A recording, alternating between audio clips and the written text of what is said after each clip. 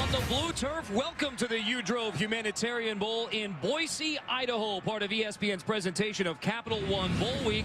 The Battle of the Dogs, the Huskies of Northern Illinois taking on the Bulldogs from Fresno State, Bronco Stadium in Boise, Idaho. I'm Carter Blackburn with Oregon's winningest head football coach Mike Bellotti and former All Pac-10 quarterback at the University of Washington, Brock Huard.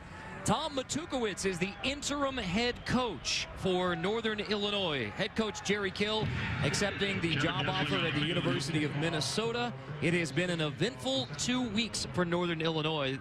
The question is, how do the Huskies deal with a disappointing loss in a MAC championship game and a shakeup in the coaching staff? You know, I think despite that adversity, they're genuinely happy to be here. Coach Matukewicz is like a kid in a candy store. He wants this so bad. He's head coach for a day, and he's going to make the most of it. Mike, we have met with many coaches this season. I don't know if I've ever seen more joy than we saw yesterday with Coach Matukewicz. True excitement. He's ready to roll the dice and let her go.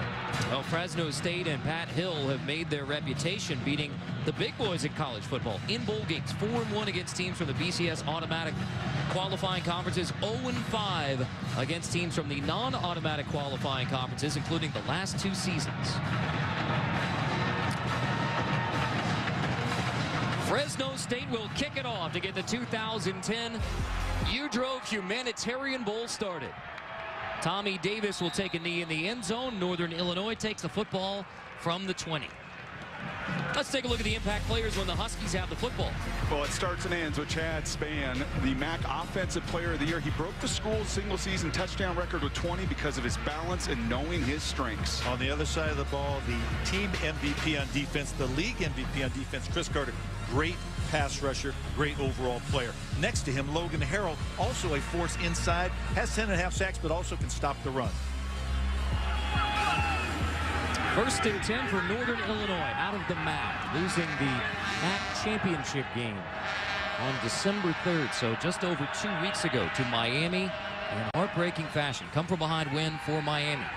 Harnish on the roll, throwing on 1st down, completing to the 45. It's Nathan Palmer who makes the grab. They talked about needing to get play action chunks. Both teams are very similar. A run game basis that sets up the great play action throw down the field. And you can see those very aggressive linebackers from Fresno State attack. They leave space in their zone, and Nathan Palmer delivers. Robert Reeves is calling the plays today for Northern Illinois. Both coordinators also leaving with Coach Jerry Kill to Minnesota. On 1st and 10, Harnish is going to keep it himself and pick up about 5 more yards. Plummer finally makes a stop. Well, Harnish was the quarterback all-league guy because of 2 things. He led in pass efficiency. He's also averaging 6 yards a carry. Great decision-making. In fact, Northern Illinois had a 47-year-old record he broke this season in total offense, just a hair under 3,000 yards with both the arm and the legs. Give credit to his offensive line, too, and his decision-making. Only been sacked 13 times in 13 games this year. Willie Clark goes in motion on 2nd and 5. Play fake to Spann. Harnish to the air again. Complete again. 1st down, Northern Illinois again. This time it's Willie Clark who's the man in motion to the 37.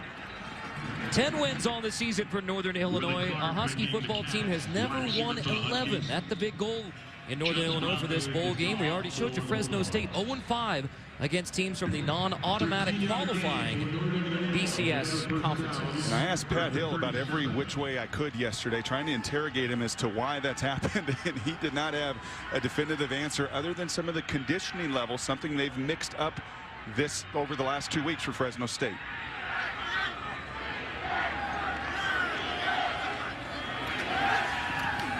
Harnish over the middle, complete again. It's Landon Cox who makes this grab. Brought down by Ben Jacobs, the leading tackler for Fresno State. Look at the differential in turnover margin between these two. And this is the biggest significant difference. A difference of 20-point differential in turnover margin. Again, the reason that Fresno's only won 8 games this year, whereas Northern Illinois is 110, going for 11. And the Huskies have done a brilliant job of taking care of the ball. Just 1 fumble and 350-some carries, and Chandler Harnish just 5 interceptions all season. Spain gets it on 2nd and 5, and he is dropped for a loss by Lauren Bell, the strong safety.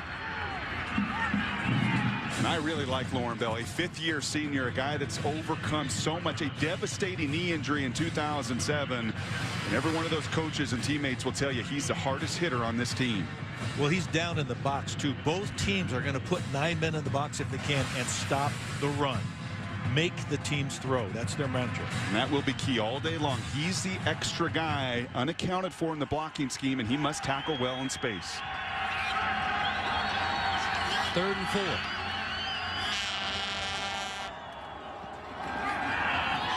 Harnish's pass high and incomplete, intended for Ashford. Tisha Dunn had a shot at the interception. You don't see that much inaccuracy from Chandler Harnish, a guy that completed 64% of his passes. That was just a miss. He had an open receiver, nice combination. They go 4 receivers to one side. He just can't find him on 3rd down. All right, guys, here it is, 4th down. Tom Matukewicz, first game as a head coach. He told us he was going to cut it loose. Roll the dice, and again, they said they wanted and felt they needed some success early. 4th down, Northern Illinois going for it. Pressure coming. Harnish passes incomplete. Intended for the tight end Shepler. Smith breaks it up. Great play by Darren Smith to step in front. That's a key down. That's just like a turnover right here, getting the ball in very good field position. You go for those 4th down situations to try to continue momentum. And that's a pretty easy route recognition. Fresno State does a lot of that. They train their secondary, their safeties and corners to recognize what's ahead of them. Chandler Harnish is going to have to get a feel for that playmaking ability from the Bulldogs. Bulldog defense gets a stop. Fresno State gets the football at the 30. Senior quarterback Ryan Colburn from under center swings it in the flat. Evans makes the grab on the screen. Watch that, because that was a lateral right there. That could set up a double pass later on in the game. And again, that's a dangerous throw, because if it's fumbled, it's a live ball back there. And Ryan Colbert's been very hot here down the stretch. Had a brilliant game that we got to see 2 weeks ago. This is very much a pro-style passing offense. His rhythm's important. That's why you're going to see, I think, early in this game, trying to find completions for the southpaw.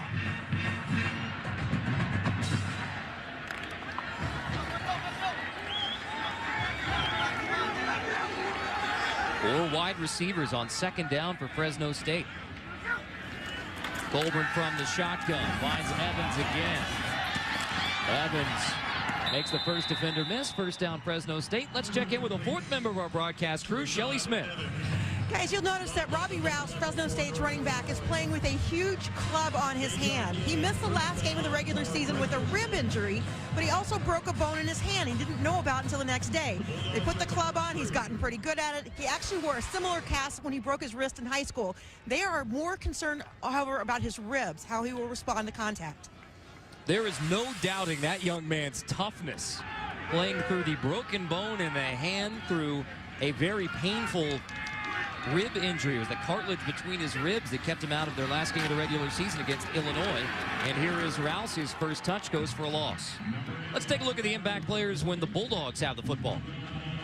Well, it starts with Robbie Rouse. Again, he's the emotional leader of that team. Playing today with a cast on his hand, he is so quick and so explosive. He can make you miss in a phone booth. And for Illinois State, watch defensive end number 54, 26-year-old ex-Marine, inspirational leader, their most productive defensive player. And on the back end, first team All-MAC corner Chris Smith covers very, very well. Best coverage guy, also tough. He too has played through a fractured hand this season.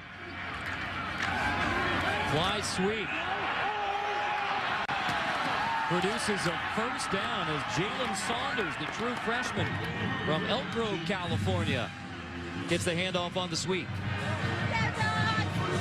You get those edge runs, Mike. You've got to have help outside, people blocking on the perimeter.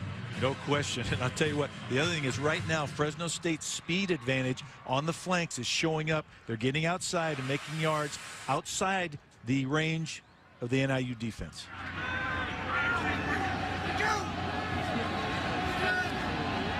Fresno State's first possession inside the 40, out of the eye. It's Rouse, who picks up nothing. Number 13 rusher in the Football Bowl subdivision, averaging 110 rushing yards a game. And you're going to notice this today with that club. There is no way for him to carry that ball in the left hand. So even when he runs to the left side, that's a point of emphasis for Northern Illinois as well. They know every one of his carries, that ball will be tucked firmly in his right hand. He carried 96 times in a 3-game span in the middle of the season, and it may have been too much for him.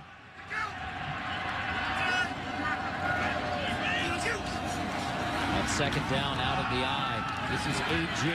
Ellis, who is dropped by Chris Smith. You see the giant club, or what would you call it, a Q-tip, Mike? Q-tip club, yeah, it's to protect that hand. I'll tell you what, it makes it difficult. But great play by there, Chris Smith. As a corner, he's got 63 tackles on the season, which he's involved a lot. So when you face a guy like that, Mike, and in these situations on third down, what do you do from a coverage standpoint? Because you've got to factor Fresno State can't check the ball down to a guy with one hand, can they? Well, it'll be interesting to see if they start rotating running backs in obvious pass situations. I think I would. Well, this is 3rd and 11, and there's Rouse in the backfield. He's a threat. He can still catch the ball. I know they talked about they weren't sure how many times they wanted to throw it to him. Huskies bring pressure. Colburn picks it up, but how about the open field tackle by Tommy Davis after the grab by Hamler, but the spot on the forward progress appears to give Fresno State a first down. Check out our little impact player. We talk about that club. That is effort, and that is why Pat Hill yesterday loves this guy, loves his toughness, loves his energy. He's one of those guys, Mike, and you know this, when they come in the huddle, they just elevate everybody else because you're seeing what he's playing through. You can see the intensity in his eyes, and it carries over when he plays. Fresno State's opening possession inside the Northern Illinois 30. Play fake on first down. Colburn pressured from behind. Slips away from Kaufman, but the pass is dropped by Austin Raphael, the fullback. One of the things Northern Illinois talked about was getting pressure from the backside away from the man protection and cross on the zone side. They felt they could get there, and certainly that time with the pocket play action, they didn't have enough time for the route to develop down the field. They showed Jake Kaufman and company a tape of 30 throws where Colburn was most inaccurate, and every time it was with contact, pressuring him. They want to make sure they make him uncomfortable, especially early.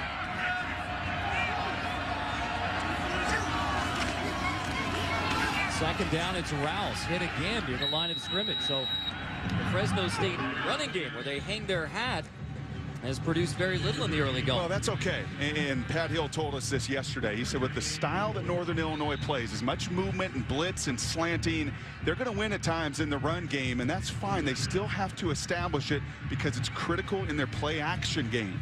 And good running teams have to be patient. It's not going to always open up. You're always going to gash them. But if you keep working it, sometimes the size of that Fresno State offensive line is going to wear down NIU's defensive line.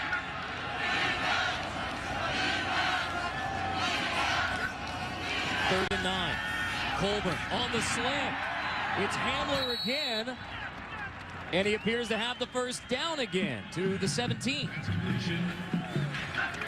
One-on-one coverage outside. You have a fifth-year quarterback that realizes his go-to receiver, and that's turned into Jamel Hamler this season. The leading receiver, that's just too soft to coverage on 3rd and 9. Yeah, you notice the cover corner was way inside, but still allowed to slant. You've got to take one thing away.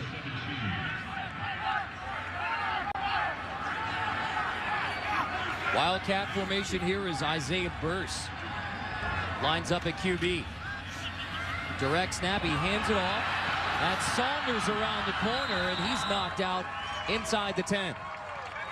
And again, right now, we talked about the speed of Fresno State. They're getting mileage out of the fly sweep because NIU is packing the box. They've got 9 men in the box, but they're vulnerable on the flanks. I think right now we're seeing some of the perimeter speed advantage Fresno State. Outside and third down situations on their routes, their perimeter run game. From way up here in the press box, that's pretty evident, and this is going to be imperative for Northern Illinois when they get out on that perimeter. They tackle well this afternoon. When some team is faster than you better tackle well in space.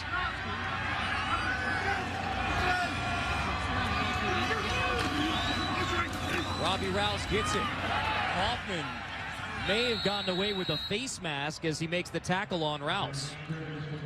I'll tell you what, it looks like the Huskies are keying on Rouse. He has not got a chance to get started. And again, he can be a decoy, though, and set up the outside plays. Don't you love the effort there? Does he get the headgear? No, I think he's just right there on the shoulder pads in the jersey. And the 26-year-old, as I said, served 2 tours in the Middle East. Coach Matukewicz loves the veteran leadership he has on this team. Third down again for Fresno State. Coleman on the run. Heaves it for Hamler, who comes back to the football. Touchdown, Fresno State. The third time on third down that Colburn finds Jamel Hamler, this time for a touchdown.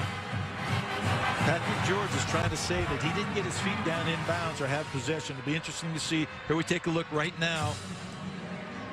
Only need 1 foot in. Yeah, got it. There. Got it with the foot in bounds. Control of the football with the foot in bounds. Great teaching point. You have a guy outside in a one-on-one situation that you trust. Put some air on it. Let him go find the ball and make the play. Previous play is under further review.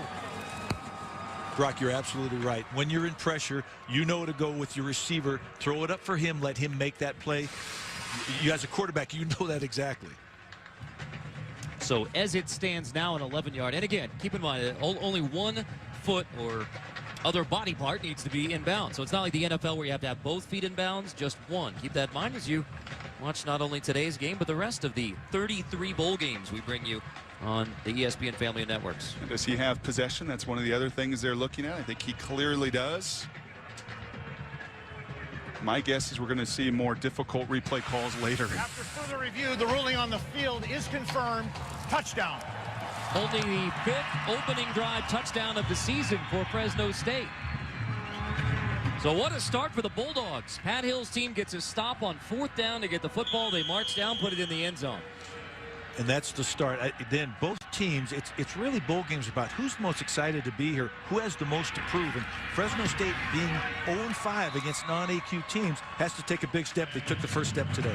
Fresno State converts 3 times on the opening drive to get in the end zone, all to Hamler. You're watching ESPN's presentation of Capital One Bowl Week. Fresno State has a 7-0 lead in the 2010 uDrove Humanitarian Bowl. Opening drive touchdown for the Bulldogs. And welcome back to Boise. Carter Blackburn with Mike Bellotti and Brock Heward.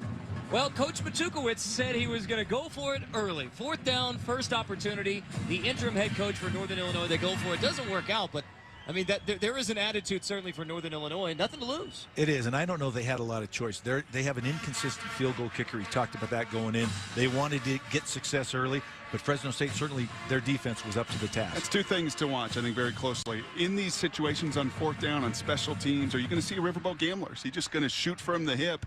I think he is, from what we heard yesterday and talking to him. And then secondly, I think for the players, when adversity hits, if they find themselves in a hole, you're not hearing the same voice. Your coordinators are gone. Your head coach is gone. Do they rally around, or do they just kind of say, you know what, enough's enough? We're in a messy situation here. It's dysfunctional, and just tune out. One other thing, the speed, though, of Fresno State on the flanks is a factor in this game, and something that NIU has to come up with an answer for. Tommy Davis dragged down at the 32. Northern Illinois gets the football when we come back.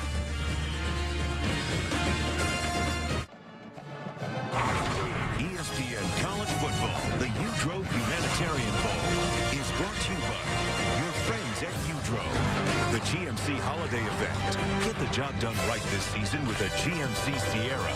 And State Farm. Find out why you need your very own State Farm agent at yagent.com. The Battle of the Bands, 1 o'clock today. And they are continuing to battle inside of Bronco Stadium, usually home of the Boise State Broncos. They're WAC compatriots for now. Fresno State against Northern Illinois out of the back. Play fake from Chandler Harnish on 1st down. He's going to roll away from the pressure from Carter, and heated incomplete.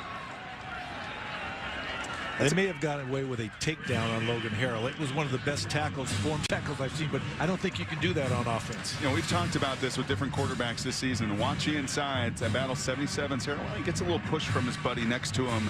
We've talked about quarterbacks early on in games, and especially a couple weeks off, and as excited as you are to play with everything that's gone on with Northern Illinois. Now, that's a couple times that Harnish has sailed a few passes. To me, a sign of being overexcited. Ricky Kreider in a tailback now for Northern Illinois. Harnish is going to keep it on 2nd down. Great idea to get to a manageable 3rd down. Again, you throw an incomplete pass on 1st down, come back, run, get something to set up a manageable 3rd down situation. And keep in mind, for Northern Illinois, Robert Reeves, the former running back coach, now has been elevated, not just from running back coach, but to coordinator. And for the first time in his career, calling plays for Coach Tom Matukewicz, who you see there, who's also the first time ever as a head coach, the one-time linebacker coach here at Northern Illinois. Huskies have been excellent on 3rd down this season, in part because what Mike just mentioned, 3rd and manageable.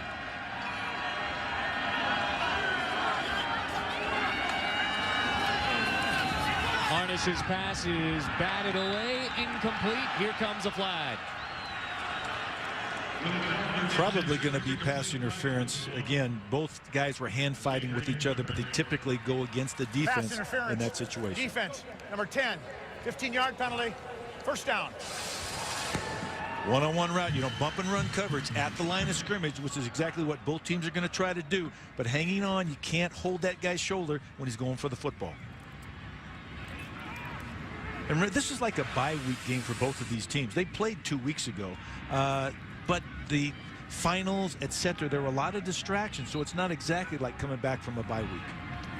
And so there are advantages and disadvantages of playing on December 18th. I mean, you said it's 2 weeks ago these teams were on the field playing in the regular season, so there's some wrinkles for both of these teams and programs, really, having just a week off between the end of the season and the bowl game.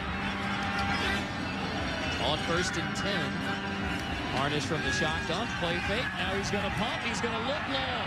Intended for Moore, who holds it in inside the 15. Martell Moore, the sophomore from San Antonio, Texas, hauls it down at the 12.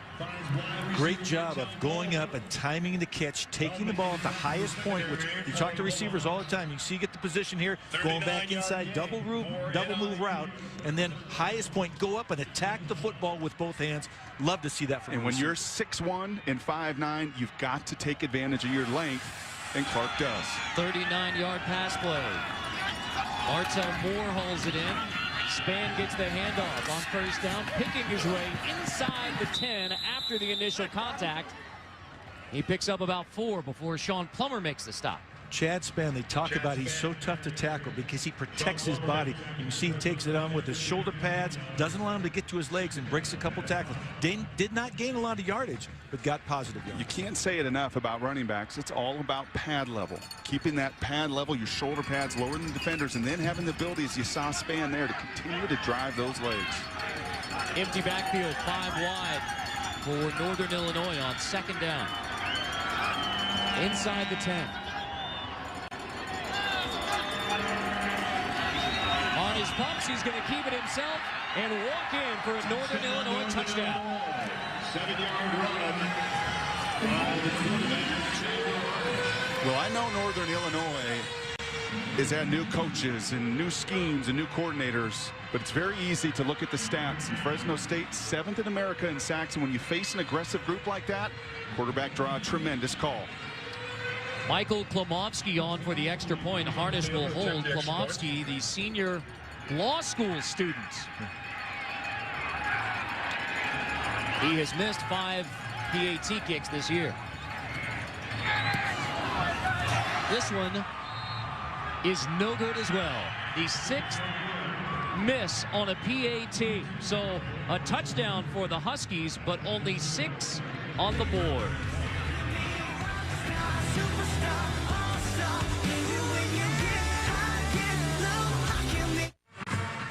In the 5th meeting between Northern Illinois and Fresno State, one thing we know today, gentlemen, Victor E. will be the winning mascot. Victory Husky or Victory Bulldog? Well, that's the question, Mike. You alertly noticed that both mascots' names, the Husky, that's Victor E. Husky. Fresno State's mascot is Victor E. Bulldog. Now, Now Brock asked the question, who's Victor? But Victor E. Yeah. Victor E. Victory. All right. Yeah. That's cool.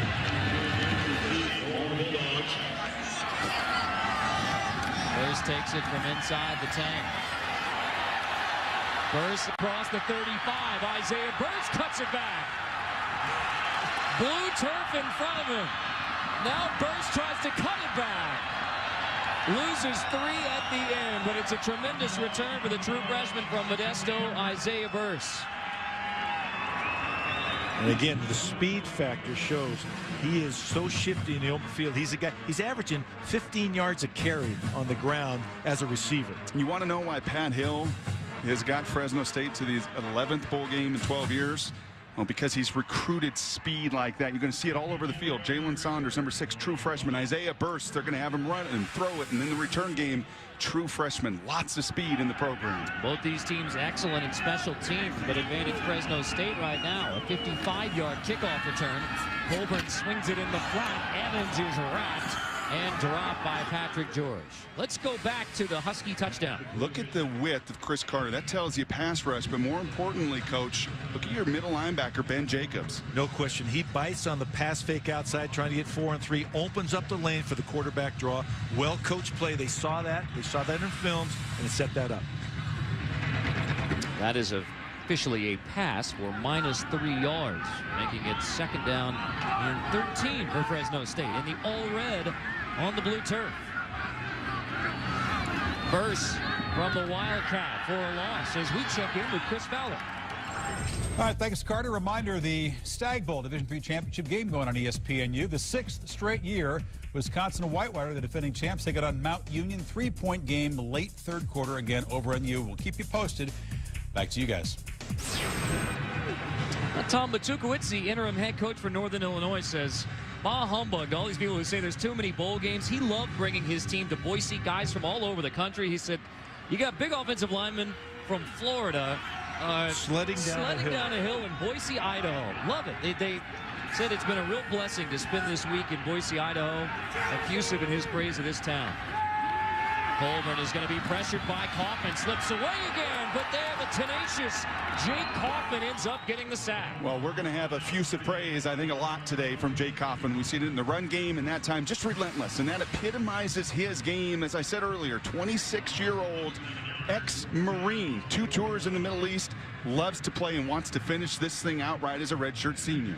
Fresno State's got to be frustrated. They get the great kickoff return to answer the scoring drive and then can't take advantage of it. Tommy Davis, ready to receive the punt. Northern Illinois, tremendous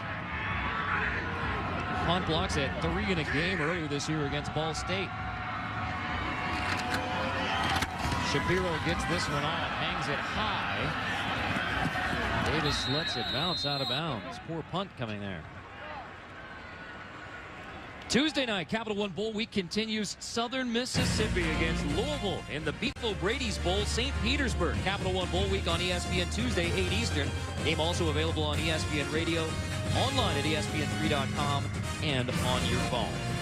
Well, you won't get many more student athletes with a better story than Jake Kaufman that we just saw make that sack on that last play, Brock. You mentioned the 2 tours of duty with the Marines. He was a combat engineer. Rarely does he ever talk about his time during the service. But you know what? He doesn't give up. He got down on the ground, got up, and made that play, which is what you would hope. If you're in a foxhole somewhere with him, he would do that.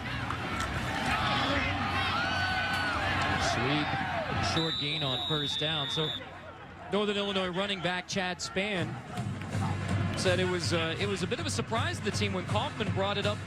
His service said before one of his tours in Iraq, their commanding officer was taken away from their unit. They kind of looked at one another and said, you know what? We love one another.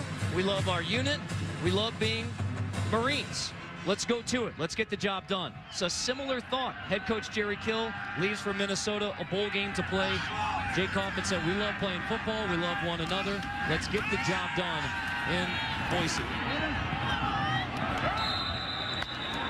Nice job of moving the pocket there to buy a lot of time. Deep running routes down the field, and again, needed time, but moved the pocket well. Harnish under control throwing the ball. Here you can see again the route, sort of a crossing route. They cross and stop, get the trade off of the DBs. Nobody covers the outside receiver. When you are playing a team that is adept at pass rush, as Fresno State is, you know this, Mike. Move the pocket, like the body control of Nathan Palmer as well. Draws, screens, consistent and different launch points. That's how you slow down a pass rush. Touchdowns in the first quarter for both Northern Illinois and Fresno State. A missed PAT, the difference after one in Boise.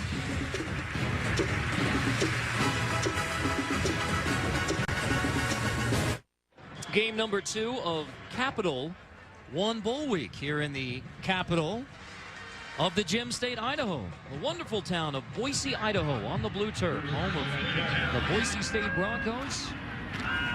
And the Humanitarian Bowl, the uDrove Humanitarian Bowl, as Chad Spann breaks his first big run of the day on the first play of the second quarter. The MAC Offensive Player of the Year. And defensive end Chris Carter better be very careful today. You're going to see him outside lose leverage. Right tackle Keith Otis does just enough to contain, and that's all Spann needs. Just enough was just a little bit of a grab of that jersey to start to get stretched. You let him play in a bowl game, Coach. You know, hard. I'll tell you what. Play. Those defensive players get frustrated when their jerseys get stretched needlessly. 24-yard pickup for the former walk-on Chad Spann, now senior scholarship performer. Harnish looks to throw. Harnish looking for more again. It's incomplete. Desha Dunn had another chance at the interception. Great job by Desha Dunn. They ran a deep crossing route. He passed off one man, saw the other guy crossing, and stayed way deep. That's a veteran corner that sees the field. Nice to have him back for Fresno State. Second team all-WAC. Missed that Illinois game with a groin injury. And we saw earlier, right, the jump ball that Clark took advantage. That time he bodied him up, timed his jump better, and took away the would-be touchdown. Fresno State is missing one defensive starter, Kyle Knox, among 3 players suspended by Pat Hill for the bowl game. On second down, it's Harnish on a draw. With blue turf in front of him, the second rushing touchdown of the season, of the game rather, for Chandler Harnish to give Northern Illinois the lead. And right now, NIU is taking advantage of the pass rush of Fresno State.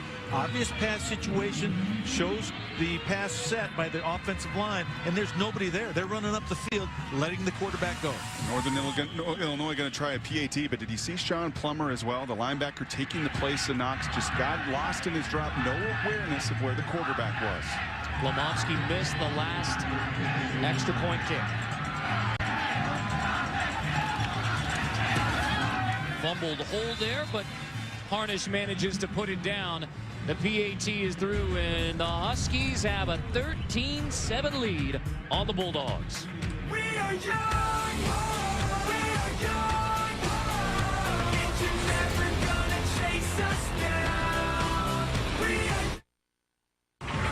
ESPN College Football, the uDrove Humanitarian Bowl, is brought to you by your friends at uDrove, the Capital One Venture Card, what's in your wallet, and Taco Bell. Think outside the bun. If you're a fork lover, if you like to strap on the feed bag, 13th Street Pub and Grill, a tremendous dinner. They hosted us last night. Pork belly, tenderloin, New York strip loin, Agri-Beef, a family-owned company headquartered here in Boise. They produce Snake River Farms American Kobe beef. Woo-hoo. It was so good. I have never turned away. I couldn't eat that much. It was so good and so much of it. I was kind of disappointed, to be honest. Maybe the first time all year. A challenge going on. At the table. You won. You won the beef eating contest. It was a tremendous meal. Burris is going to bring it out after all. 55-yard kick return last time. This time, only 17 as he brings it out of the end zone. That was a great kickoff. That had great hang time and great depth. Probably should not have been taken out. But again, once you get a chance to take one back, you get a feeling, it's hard to say, don't bring it out. So Fresno State punt on the last drive, touchdown the first drive. Tom Matukewicz, the interim head coach for Northern Illinois. Jerry Kill taking the Minnesota head coaching job. Dave Dorn will be the head coach at Northern Illinois, but he is not here in Boise. He will be joining us shortly. And Robbie Rouse not in. Oh, he's in there. He is in there. He's just hitting that Q-tip. I was wondering. They're still trying to get the ball on the edge and take advantage of that speed and quickness on the outside. Well, up here from the press box, Jeff Grady, offensive coordinator of Fresno State, sees what we see, and that's 8 guys committed around that line of scrimmage. And when you get one-on-one outside, you've got to be committed to taking advantage of that. And that's a form of the running game. That's just a long handoff when they throw it out there like that. How about Colburn? 6 for 7. Last game against Illinois, 304 passing yards, 3 touchdowns, and a Fresno State win over the Illini to close out the regular season. Passing game opening up more in the last couple of games for Fresno State. Colburn delivers again. Nice grab by A.J. Ellis out of the backfield, but the Huskies rally to the football, forcing 3rd down. And we talked about the fact that for us to watch and see if they substitute at running back when they're going to throw the ball or try to throw the swing pass where the running back will be involved in the passing game. And there's our impact player, Chris Smith, very physical. One thing we would notice here in Northern Illinois, they're willing to rush 4 guys because this defense on the back end, a defense that starts 7 seniors, is swarming to the football. 3 for 3 on 3rd down. All 3 of those were to Jamal Hamler, who was at the bottom of your screen. Colburn looks that way again. Denied, so he slips away from the pressure. Dropped well short by Tyrone Clark and Devon Butler. And a lot of players on the NIU sideline welcoming their players off the field. Offensive guys cheering on defensive guys and vice versa. They're very fired up right now. Well, they follow the lead of their head coach. Again, I want to reiterate yesterday in our meeting, I can't remember ever feeling the excitement we felt yesterday. It was like Christmas for Matukewicz to have this opportunity. He's just relishing in it. Shapiro's last punt went only 20 yards. Tommy Davis back to return. Huskies set up for the return on a wobbly kick. Davis has to slide to get it at the 47. Excellent field position for the Huskies. Capital One Bowl Week continues. ESPN Wednesday night. The Utah Utes take on Kellenmore and the Boise State Broncos in the Mako Bowl, Las Vegas. Capital One Bowl Week, ESPN Wednesday. Game also available online at ESPN3.com and on your phone. Guys, what do we think of the Utah-Boise State matchup? Well, Utah's been brilliant in bowls, 9 consecutive wins, but they better hope those 50-mile-an-hour gusts of winds that blew through Vegas last year in that game come back, because I don't see them slowing down Titus Young, Austin Pettis, and Kellen Moore in their last game together. Boise is a great team and still smarting from not being in a BCS Bowl league. Harnish, who has 2 rushing touchdowns today, gets the carry again on 1st down to pick up 7, maybe 8 yards. Yeah, you know what I'd love to see here, Carter, is we talked about Harnish early in the game, sailing a couple passes. You want to settle a quarterback down, and a guy that can run it the way he can, call quarterback draws. Get him into the game physically. I mean, Fresno State doesn't have an answer right now for the QB run game. Chad Spann picks up 1st down for the Huskies inside the 40.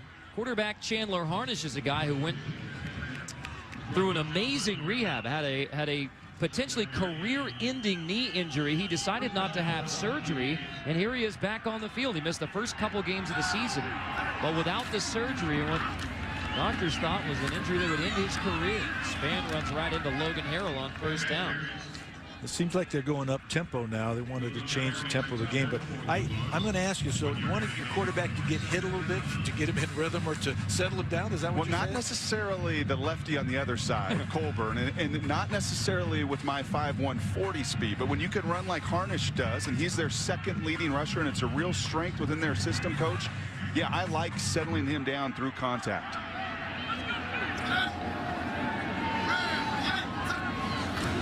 Harnish to throw on 2nd and 9. Moore wide open. Makes the defender miss to pick up a 1st down. Isaiah Green in coverage. Slipped just a little bit on the chilly blue turf here in Boise. Too much cushion. Again, when you're off that far, again, just slightly late coming out of the break. And again, nice move to make him miss. Didn't have any problem with the turf right there. Those yards after catch receivers, they just have that sense. He has no eye contact of where the corner is, but he feels him and makes the move off of it. Green making just his 3rd career start, playing in place of the injured Jermaine Thomas. Span lined up receiver on the near side. He'll be blocking for Harnish on another design. QB run, fumble. Harnish makes a nice play to knock it out of bounds, meaning the Huskies keep possession. Flag down. It's going to be an illegal batting. I said a nice play by Harnish, but the rule book says no. Yeah, look at again where he's carrying that football. When you're running to your left, got to put that in your outside hand, and you also can't bat the ball forward. I think that's what some of the conversation's about here. Smart play, though. You don't want that ball sitting on the turf when you're on the ground. So you don't worry about the penalty there. You make sure that ball, either you get it or you get it out of bounds.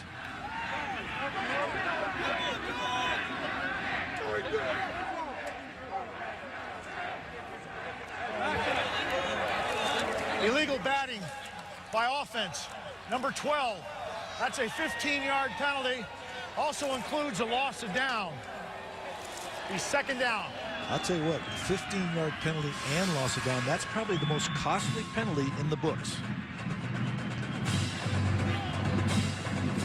You see right there, it's tough. He was right next to the sideline. If he just pushed it or tried to recover it, but he wanted to make sure that ball, as I said, got out of bounds. But now, I'll tell you what, you're way back there. This is 2nd in a long, long ways. So again, illegal batting is the call because of Harnish batting it out of bounds illegally. How about that? Really well said. Thank you. Twice. Making it 2nd and 24. Now the play clock winding down. Harnish is going to take it on the draw again. Good block in the middle. Jacobs finally catches up with him. So what do you do here, Coach? You've seen now a number of draws. What is the coaching point to your front 7? Well, what you have to do is the rushers have to stay at the level of the quarterback. They can't run up the field. And they're using the aggressiveness of the Fresno State defensive line, their rush patterns against them. And the other thing is the linebackers now have to stay a second longer on the run key instead of getting into their pass coverage lanes. 3rd down.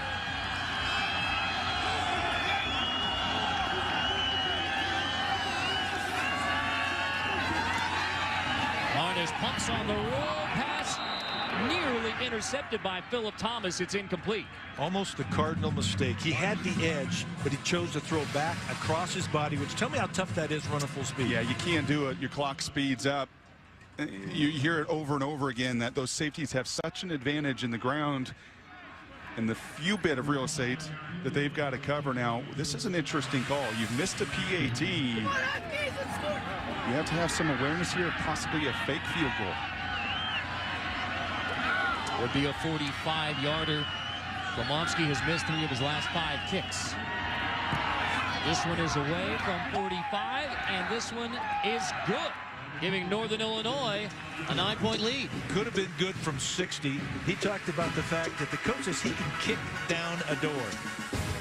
We'll visit with the next head coach of Northern Illinois, Dave Doran, when we return. In beautiful Boise, Idaho, there is no Z. It is Boise, Idaho. The uDrove Humanitarian Bowl, December 18th. It's opening day of the Capital One Bowl Week. You guys participated in bowl games, Brock, at the University of Washington. Mike, a lot of them at the University of Oregon. What do you think about playing a bowl game on December 18th? I think it's actually awesome because you get to play in a bowl game, you have all the fun and enjoyment, all the swag, but you get to go home for Christmas, and you really get about a 2-week break for coaches and players. And players love it. I can't reiterate that enough. Everyone wants to talk playoffs. You know what? $500 for a kid in college and a new sweatshirt and hat. And we were in heaven when we got those goodie bags. I can tell you this, it's only gotten better. Burse tiptoes to the 25. Burse can't stop his feet, though. Again, he's got to hit that full speed. We call it blind faith for kickoff return. But, you know, one thing, it's up to $1,000 now because the bowl can give you $500 worth of gifts, and the university can give you $500 worth of gifts if they choose to. It's a significant package. It's a lot of fun. And we're happy to take whatever stakes are lied before us as our swag, right?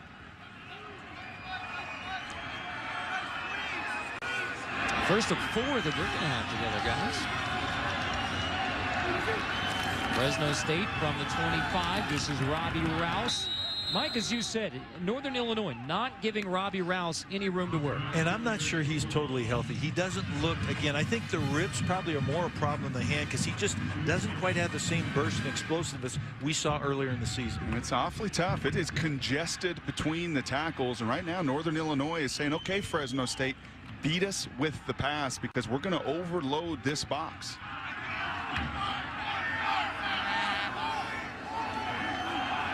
Wildcat formation with Burse taking the direct snap. Burse is going to keep it on the option. Picks up a couple to bring up 3rd down and 4. You know, one of the things Jeff Gray, the offensive coordinator, talked about is the fact that they expected to have 9 in the box, so they had to be ready to execute the basics of the pass game, anything one-on-one they could get. And look at this, Coach. You have no Northern Illinois defender beyond 6 yards, and in fact, you got 8, 9 of them right around the line of scrimmage. And they're daring you to throw outside or deep. And again, you have to be comfortable and confident throwing to the sideline. And how much of that is because it's Isaiah Burse in there on a Wildcat formation? No question. I mean, but I'm talking about they're playing that fairly standard. Those safeties are down in the box. Only one deep safety back for Northern Illinois now with Colburn in at QB on 3rd down. Colburn, quick hitter, caught across the 40-yard line. I like what Tom Matukewicz told us. He said, I've got to take something away. When you look at a Fresno State team and a Pat Hill coach team, they strive for balance. They want to run it. Then it's play action pass. And then you're really chasing your tail. But when you can take one thing away, and they're solely bent here in this first half of taking away that run, you have an opportunity. Coach Tuca is a linebacker coach. We're going to not let them run. We're taking the run away. They're going to have to beat us with the pass. Out of the 22 personnel, Colburn wants to throw, but he's going to take a sack. Hard to afford. You can't afford to do that. And again, that's a combination coverage sack and effort sack by the defensive line. What did Jay Sawville, the defensive coordinator, tell us yesterday? When there was a tight end and 2 backs for Fresno State, what was coming? Will free safety, backside. They felt like there was a real advantage that they could squash that pocket from the backside when they had that personnel group to attack. Jake Kaufman gets the sack, 2nd of the day for the Husky defense.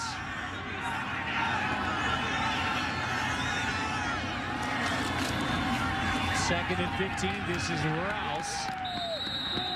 Gets back to the original line of scrimmage, maybe, but 3rd down and long coming up.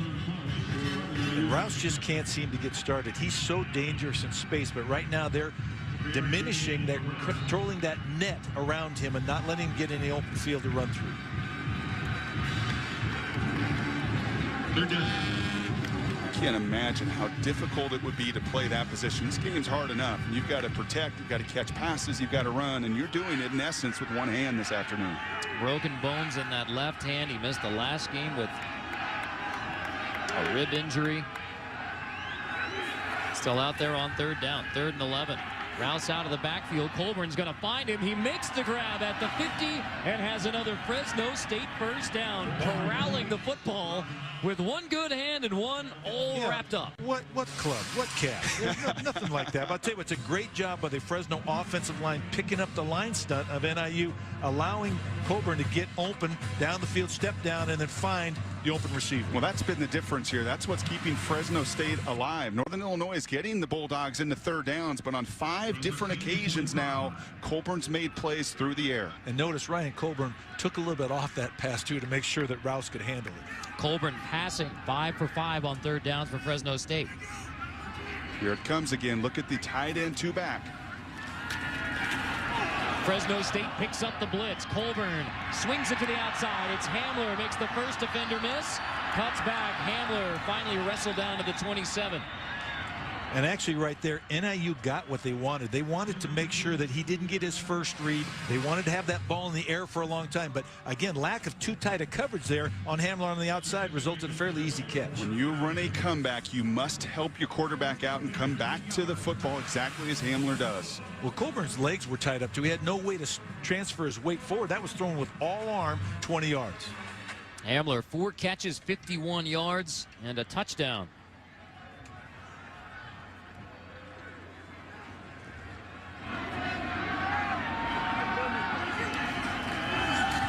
To throw again.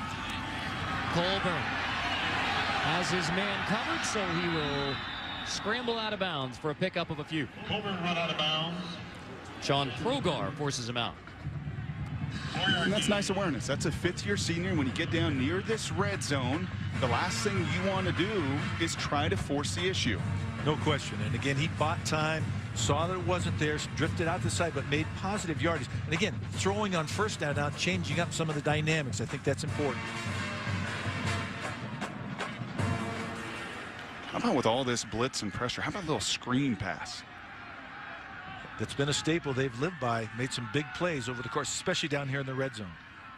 On second down, Colburn on the slant, pass incomplete. Ooh, a little collision. The Fresno State fans want pass interference, but that was two guys going for the ball. I don't think anybody stretched out the hand. There definitely was a collision, though, going to the football. Patrick George in tight coverage. You see the break on the ball right there. Normally, you might get that call. I'm surprised again, but two guys equally going for the ball. No. Well, let me ask you, because you hear it said all the time, the defender has just as much right to the football, but he can't do it going through the receiver, can he? Exactly right. And I think, again, the fact that they both took an angle to the ball was correct. Bringing up third down. Remember, Colburn is perfect passing on third down. Looks to throw again. Now flushed out of the pocket. Colburn will be dropped from behind as Kaufman forces the fumble. Screaming in from Colburn's blind side. It's fumbled out of bounds. Fresno State keeps it, but a tremendous effort from Jake Kaufman. Well, we highlighted him as an impact player, and that's an impossible job for Robbie Rouse. With one hand to try to block their most productive D-end, and that's relentlessness. Kaufman, 26 years old. He decided to come back after he had already earned his Northern Illinois degree last year. One more season of football. This will be his final game as a Northern Illinois Husky. 46-yard field goal attempt coming from Kevin Gessling, a semifinalist for the Lou Groza Award. Boots this one through to make it 16-10. Points on the board for Fresno State on the field goal from Gessling.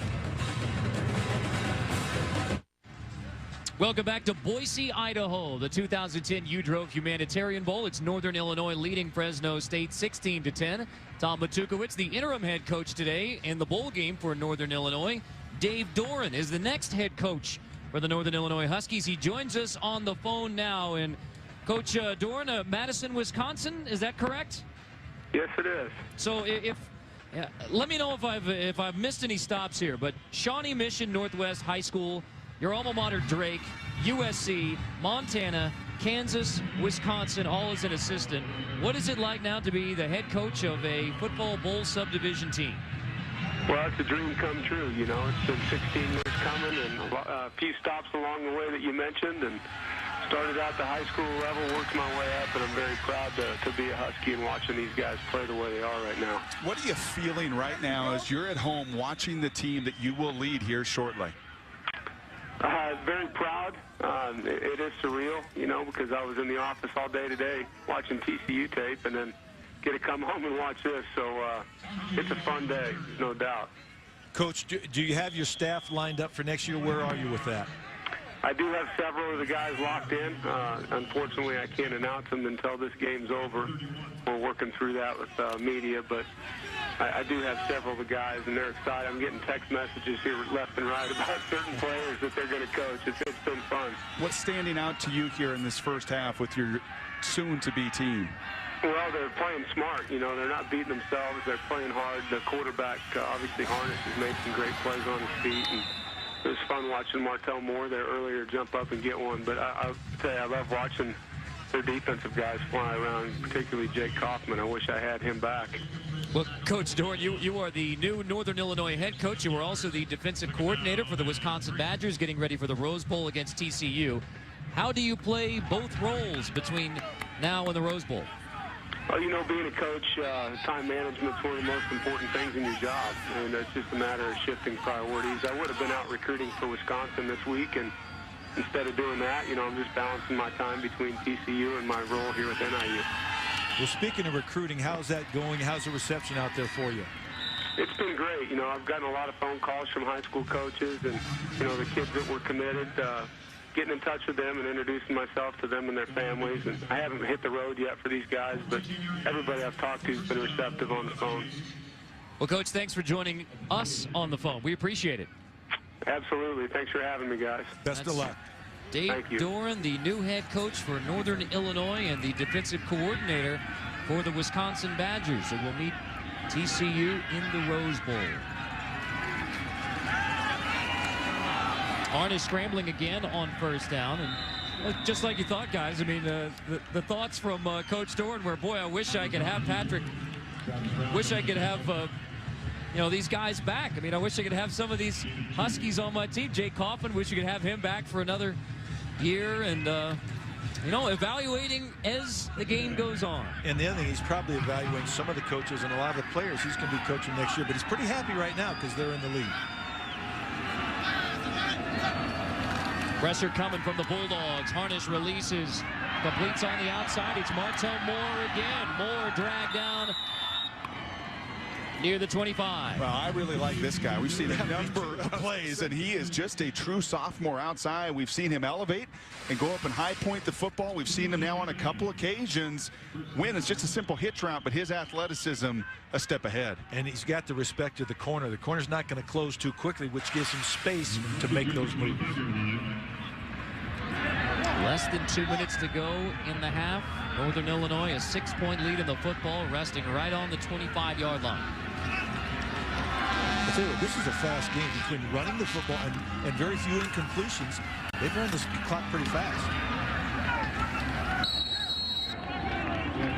Short gain on first down for Chad Spann. So both of the star running backs in this game, Robbie Rouse and Chad Spann, held in check by the defense. Is that probably not a coincidence? No, because these are both pretty good. Both teams run the football, so they know how to defend the run. But again, they've been vulnerable on the flanks. I think the question is, what if Fresno starts calling timeouts? No, or just lets the clock run, and the more it goes, probably we're going to see them let this clock run. Play fake. Got him for the touchdown. It's Kyle Scarb, the fullback, with his second touchdown grab of the year. 2 rushing touchdowns for Chandler Harnish today, and now 1 through the air. Great job. Again, they double motioned their guy and got him up in the seam. They lost him in coverage with the play action fake.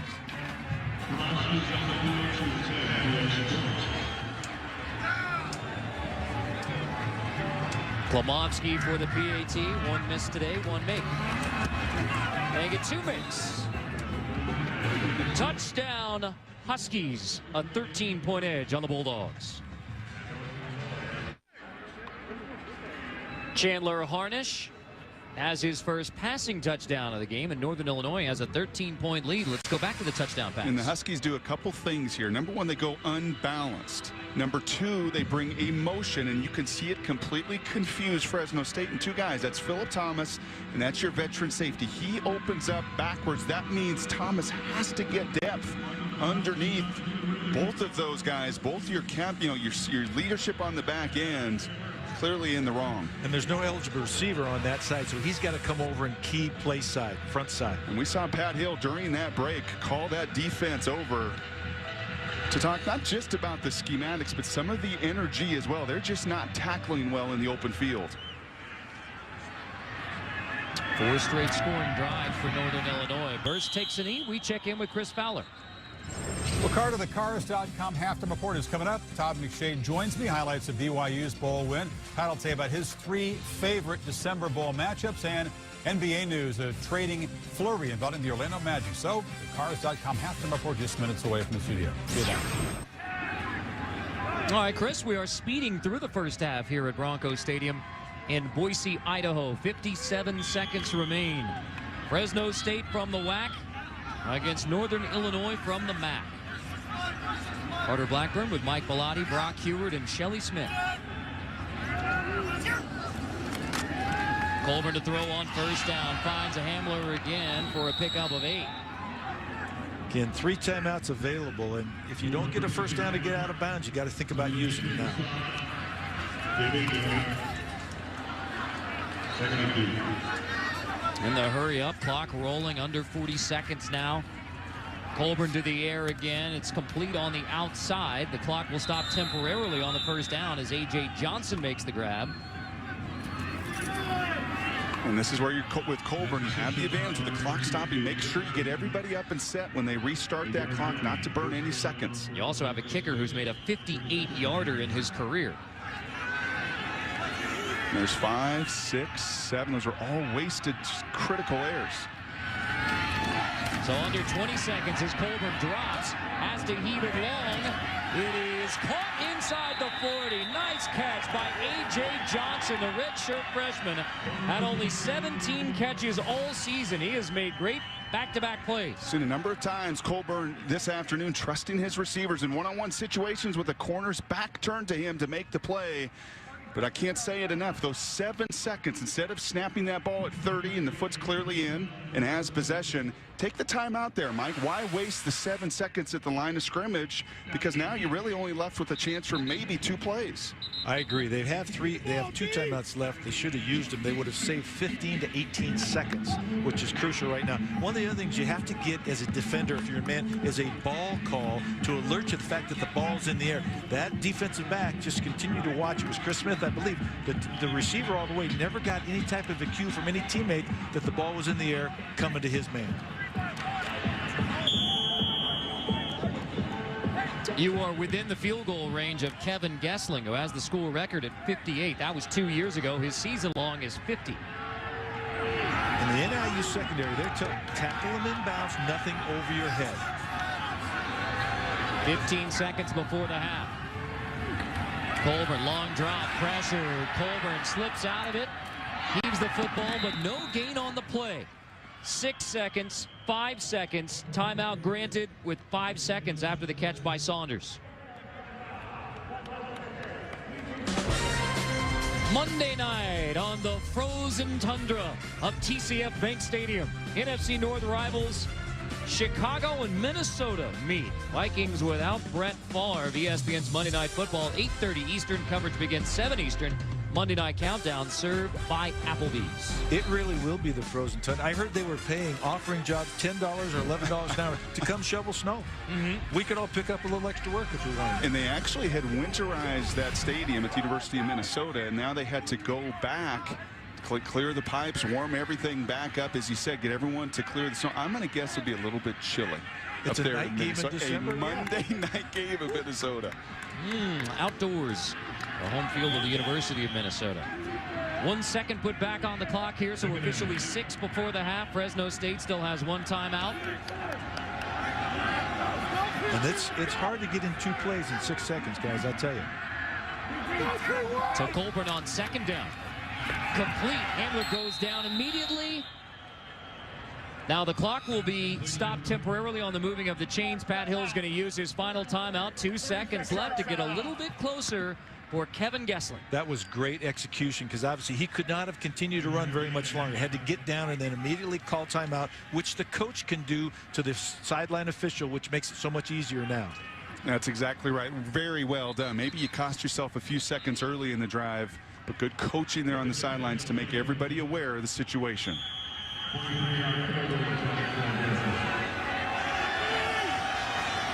43-yard attempt coming. Timeout, Northern Illinois. Charge timeout, Northern Illinois. 30-second charge timeout. And we're going to ice the kicker. And the snow's not here, but they're going to try to ice the kicker anyway. And I'm glad you mentioned the snow, Mike. We were projected for a few inches of snow today in Boise, but thankfully it has held off. Cold, but you know, good game conditions otherwise. And one of the rules they're talking about changing is the ability to call these timeouts like this. And I'm not sure. As a coach, I want the ability to do that. I don't know what you think. 3 times? Yeah, if I got 3 timeouts, I mean, come on. Speaking of, there it is. New year, new rules. Make the game better. Magazine on newsstands now. Gessling, 43-yard attempts. But first, a timeout. And Gessling with a love tap for Chris Smith, who was coming off the edge. 30-second charge timeout. He wanted to prove he's a football player, not just a kicker. Well, how about Matukewicz? Not afraid to call the timeout and attempt to ice the kicker. The interim head coach. Well, new year, new rules. A creative look at rules in sports, plus a story on the 7 best rule changes ever, including the forward pass in football. Yeah, that's kind of a critical one. It wasn't in my lifetime, by the way. I want to let you know that. So it might have been in my lifetime. I'm not sure. Now, I will say, if I'm Coach Matukewicz, and Pat Hill necessarily would do the same thing, yeah, I'm taking all of these timeouts. But if you're going to make a rule change, this is one that I'd like to see go away. Snap down. Gessling's 43-yard kick is no good. And that's tough because Gessling has been money this year. He's a great kicker and very accurate. Northern Illinois takes a 13-point edge to halftime against Fresno State here in Boise, Idaho, the 2010 uDrove Humanitarian Bowl. Tom Matukewicz, the interim head coach for Northern Illinois, had 3 goals for his team. It was celebrate the season, get a school record 11th win, and have fun with the bowl experience here in Boise. I think they are well on their way to accomplishing all 3. And they're having a chalk talk right now on the sideline, not in the locker room, but right there, talking about what you feel right now, but you got to keep it going. This is only halfway through. You get a chance to talk to him here, Coach, here very quickly. Tom Matukewicz, who was the linebackers coach before Jerry Kill took the Minnesota head coaching job, both coordinators with him. So Matukewicz, the head coach for a day. He will stay in Northern Illinois as part of the new staff under Dave Doran. Let's check in with Shelly Smith. All right, ice the kicker worked. How did you think that was going to play out? Well, we had a last-second field goal block where we sub a lot of people out. So we act like we're just going, and then the last time out, we subbed everybody out and went all in. Worked out for us. How's it been this first half being a head coach? So far, so good, huh? I tell you what, the other thing about those straight timeouts, if I can make this thing last longer, I'm going to do it now. I don't know if I'll ever get my opportunity, but I'm having a good time. All right, and why is your quarterback? I know he's a great rusher, but why has he been so effective against this defense? He's got balance. I mean, that's the thing. Which do you stop? I mean, he can run it, he can throw it. We got good receivers, and right now he's kind of taking what they're giving us. Great. Thanks so much. Undefeated in halftime interviews, walking off the field, Tom Matukewicz. His team up 13. Now we send you to the studio for the Cars.com halftime report. Chris Fowler. You're watching ESPN's presentation of Capital One Bowl Week.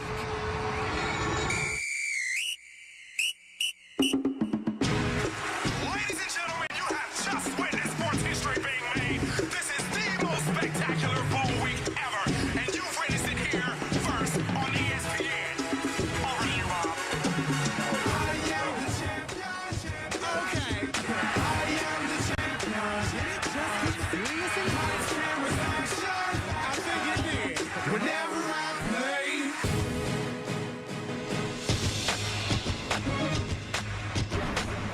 Welcome back to Boise, Idaho, the uDrove Humanitarian Bowl, getting set for second half action. It's a 23-10 lead for Northern Illinois from the MAC over Fresno State from the WAC. Carter Blackburn with former Oregon head coach Mike Bellotti, Oregon's winningest head coach Mike Bellotti, Brock Heward, former All-Pac-10 quarterback at the University of Washington. And how about Tom Matukewicz going off at the half saying, if I could use my timeouts to make this last longer, I would. Clearly, he's enjoying it, clearing the Huskies enjoying their first half of football here in Boise. He's enjoying it. He wants it to last. He had a team meeting before they left the field just to remind everybody how they feel right now, make sure they feel that way at the end of the game. Props in my mind to Robert Reeves, the offensive coordinator. He is calling plays. He's keeping Fresno State off balance, using their aggressiveness in the pass rush against them with the draws to Chandler Harnish. And props on my end to the players, understanding amidst all the adversity and the dysfunction and the mess it really has been the last 2 weeks, understanding it's us. We're the players that can control this. And even going down early, 7-0, they responded the right way. Well, Tom Matukewicz said this story will be written one of 2 ways. This team went through a lot in 2 weeks. A disappointing loss in the MAC championship game, a chance to win their first MAC title in 27 years. Slips away. Miami wins it. Jerry Kill and both coordinators off to the University of Minnesota. He said the end of the story will either be Northern Illinois came together through adversity and closed out a school record 11-win season, or We fell apart and didn't finish the job. It's halftime right now. We're just kicking off the second half. But Northern Illinois so far a 13-point lead. Showing, as you said, Brock, coming together. Kickoff rolled by Klobowski down inside the 5 where it's scooped up by Slocum.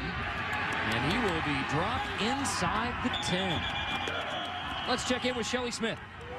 Coach, you were absolutely right. Pat Hill said they were caught off guard. They expected a rushing offense. They didn't necessarily expect the quarterback to be running. He said, if we do not find some way to pressure him, we will not win this game. He said, Robbie Rouse is fine. Offense is not the problem. We're going to change some things up, make some switches defensively and personnel, but we've got to find a way to slow him down. Difficult field position for Pat Hill and Fresno State on the opening drive of this second half. They get it at the 9.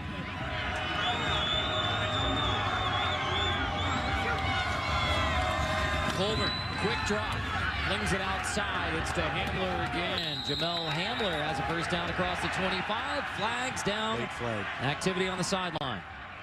Yeah, I think that's going to be a hit out of bounds. Remember, we drew up in the first half that blitz away from the 2-back and tight end, and there you see an immediate adjustment by Fresno State, saying we're going to go quick game to combat that. After the play was over, dead ball, personal foul, number 25, defense, 15-yard penalty, automatic first down.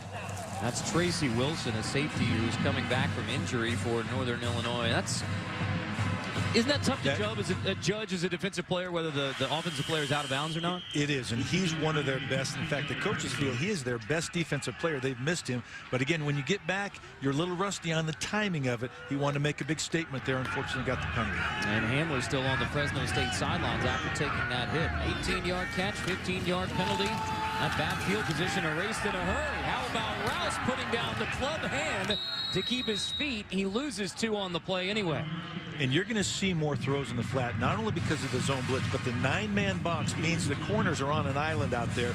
And again, they're doing a great job of stopping the run inside. When a back has to change direction in the backfield to stop his momentum, it's not good for your running game. And how about 5 Huskies around the football pursuing as well?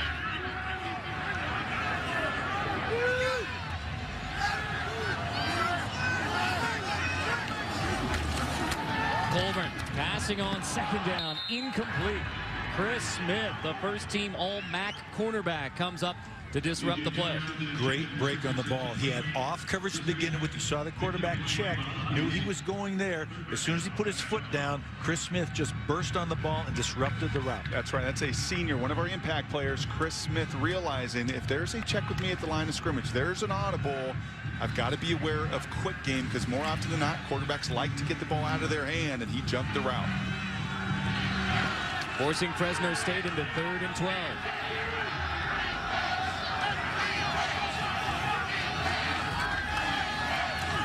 Colburn pumps back over the middle, incomplete, intended for Saunders as the rain begins to fall here in Boise. A couple of few incompletions. He was 15 out of 17 in the first half. Very, very accurate. But again, one pass drop there. That was one of those, do you settle in the zone? Do you keep running? And the quarterback was uncertain.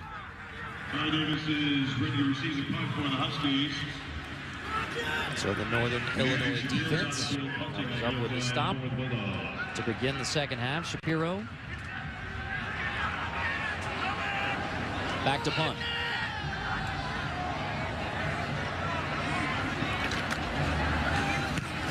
Nearly got it. Shapiro gets it off. Davis back all the way to the 17. Fair catch called for. Tonight's storyline brought to you by K Jewelers. It was on the opening drive that Northern Illinois failed on a 4th down conversion. Next 4 drives, 23 points. Just a missed PAT, the only notch offensively against Northern Illinois. And then Ryan Colburn, 5 of 6 on 3rd down and a touchdown in the first half. And really gives some credit to Chandler Harnish. As Shelley was saying downstairs, how about 220-plus yards of total offense, 60 on the ground. He was efficient through the air. Really found his game as that first half evolved. Northern Illinois' first possession of the second half. 1st and 10. Pump fake. Harnish comes back the other way. Caught out of the backfield. It's Jason Shepler, the tight end, making just his 8th catch of the season.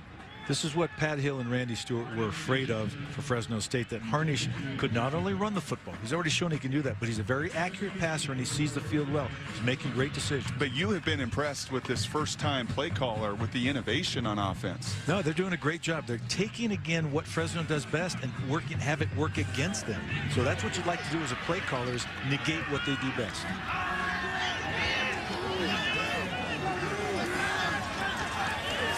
From the 26, Harnish is going to give it to Spann. Nothing doing for the MAC Offensive Player of the Year, Chad Spann. So only 9 carries. If he picks up maybe 3 there, that gives Spann 55 yards. So held in check just like Miami did. Held it to just 57 yards in the MAC championship game loss. In the conversation there with Hamler, they can't afford, Fresno State cannot afford to lose him. He was the player hit late out of bounds. Coach is talking to him, imperative that he finds himself back in this game.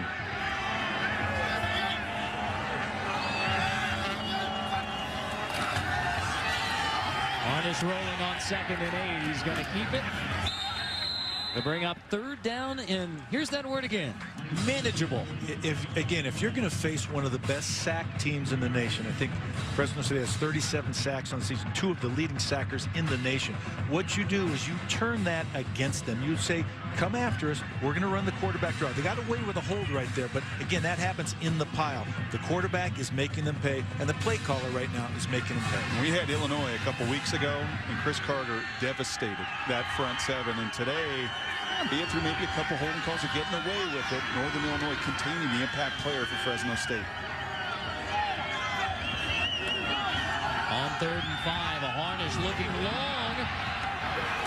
What a play to come back to the football by Willie Clark. Manages to haul it down at the 36. And once again, 2 DBs in the area, not knowing the ball's thrown, never finding the football, so the receiver's allowed to, right there, you just destroy that. You blow that up, because if you get a penalty, it's better than having that type of gain down the field. Yeah, and with 2 guys, you would expect that ball call that you referred to earlier. Sometimes when you're on the opponent's sideline, you're obviously not going to get it. In that situation, you got to have your safety calling out to you, ball, ball, ball. You're right. The safety over the top has to make that call, because he should be playing it from a position where he can see the ball being thrown. 39-yard pickup makes it 1st and 10 from the 26.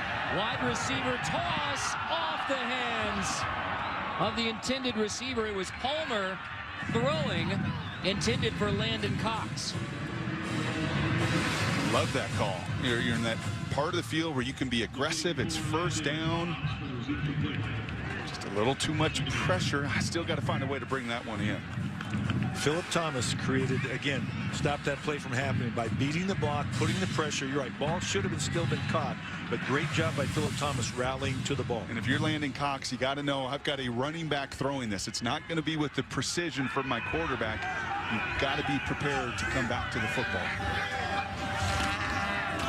Harnish hands off on 2nd and 10. Spann picks up a couple yards, and that's it. Forward progress will give him 2. Well, I'll tell you my coaching point if I'm Pat Hill defensively, and I've seen Chandler Harnish run the way he has. How many hits have we seen on him? How many times have we seen violent blows on the quarterback? If you're going to run quarterback draw within this front 7, and that's Travis Brown, that's Logan Harrell, that's Chris Carter, you better severely punish the quarterback every time he runs. And Coach Matukewicz said he's got great balance and vision. That's why he's not getting hit like that. He's able to set up some blocks and make people miss.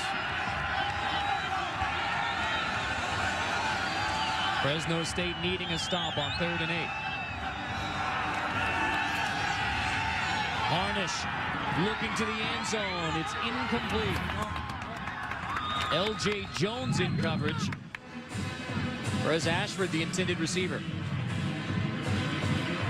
Again, Chris Carter continuing rush, but getting a lot of attention from the NIU offensive line. Difficult for him to make some plays today so far. Well, you said he made it from 65 last time, Coach. I think we're going to get a chance to see it from 51 here.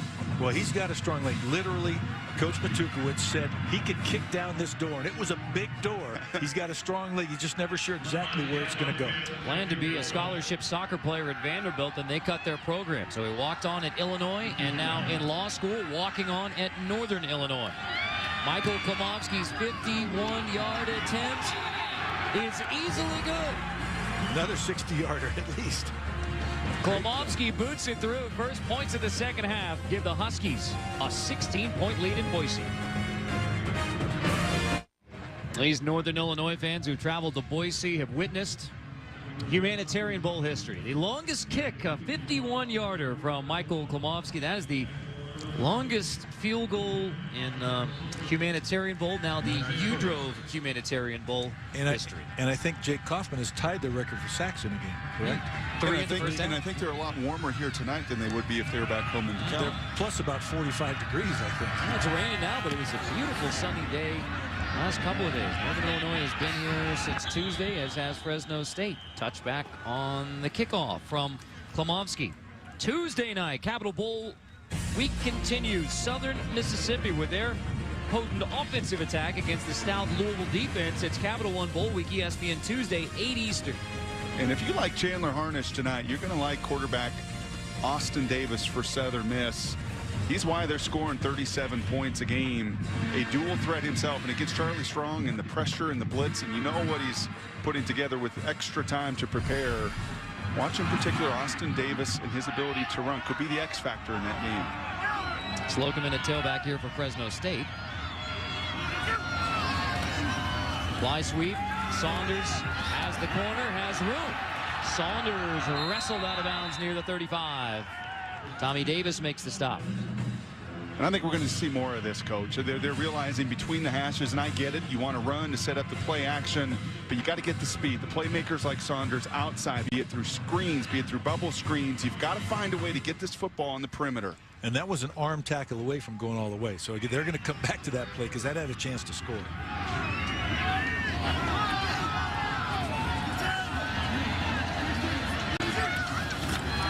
Rouse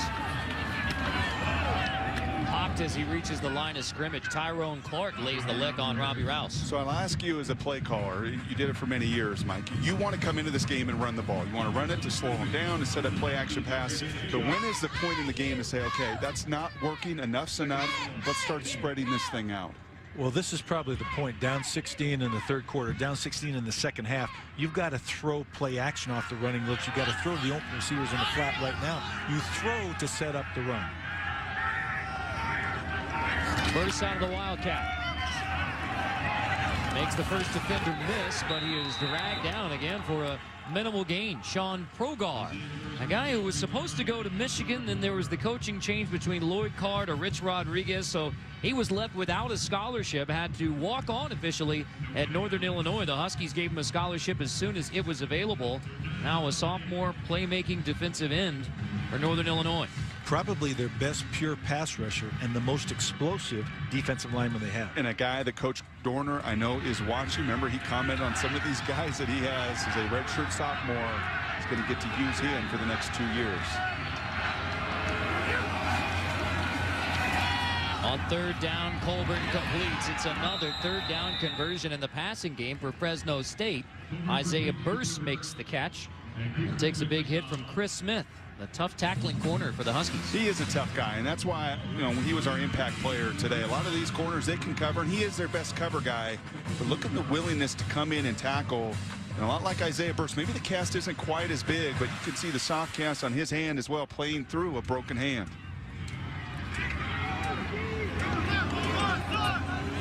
Smith checks out of the game for first down from exactly the 50.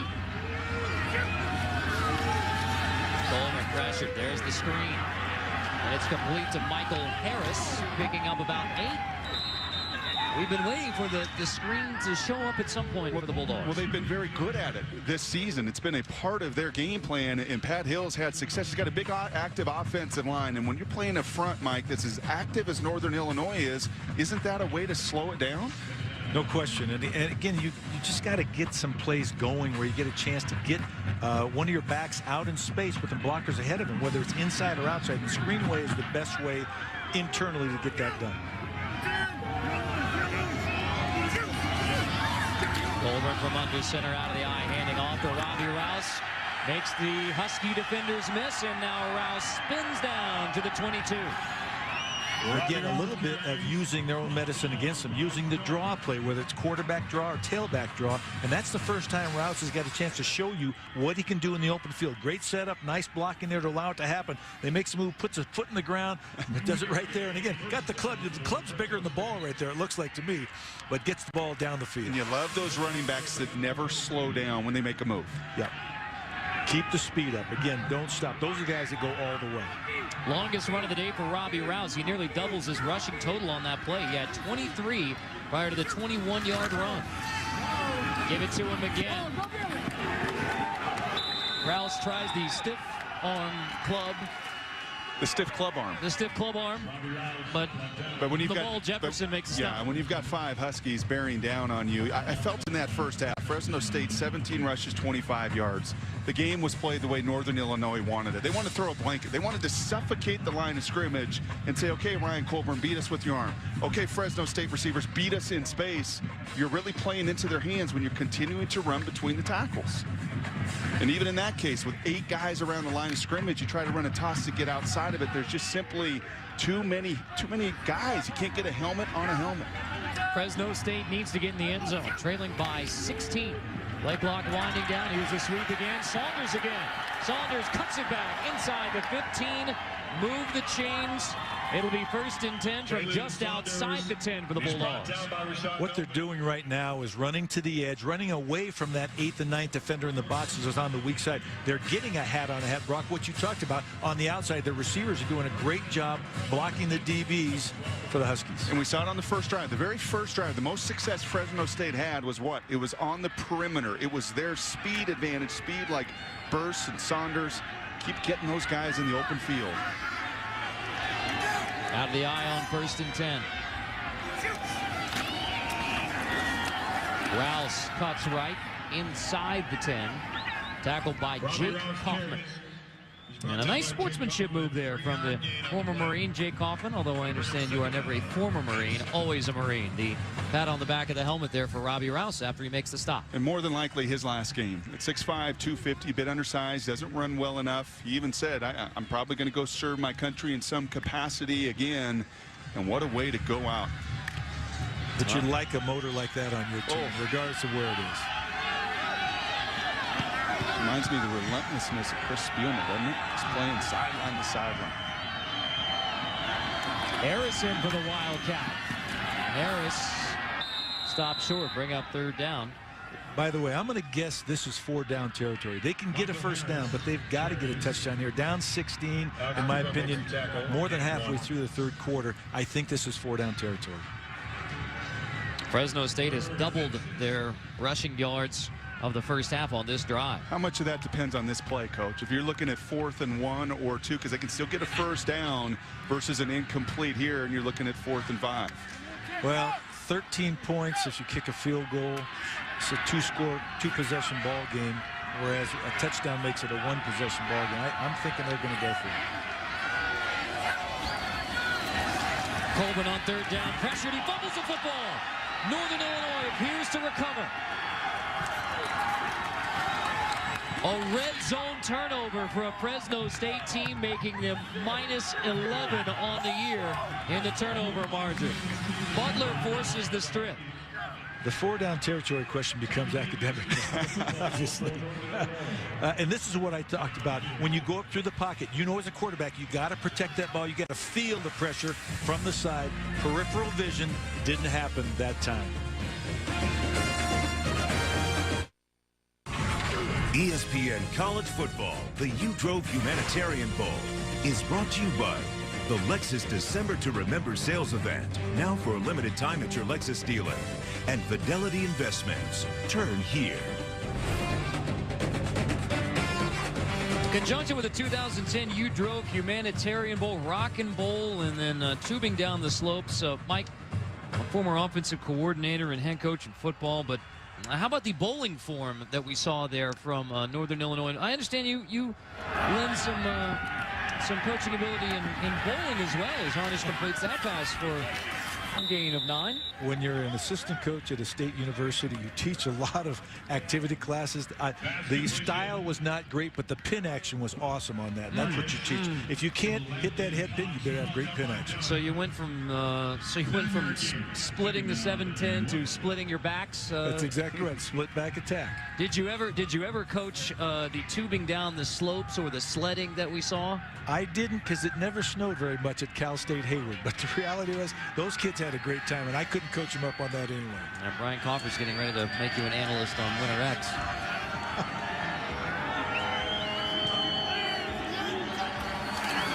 Play goes in motion, blocking for Chad Span. Biggest hole for him to run through today to the 35 as the Huskies pick up another first down. Lauren Bell finally makes the stop, but he is slow getting up off the blue turf. And again, Span, tough to stop. And when he gets going, the emotion that he brings, much like Rouse for the Fresno State Bulldogs, it really livens up that entire team. And they'd like to do nothing more here than run the ball down the field, take time off the clock with a 16-point lead. And while the Fresno State trainers tend to Lauren Bell, we step away.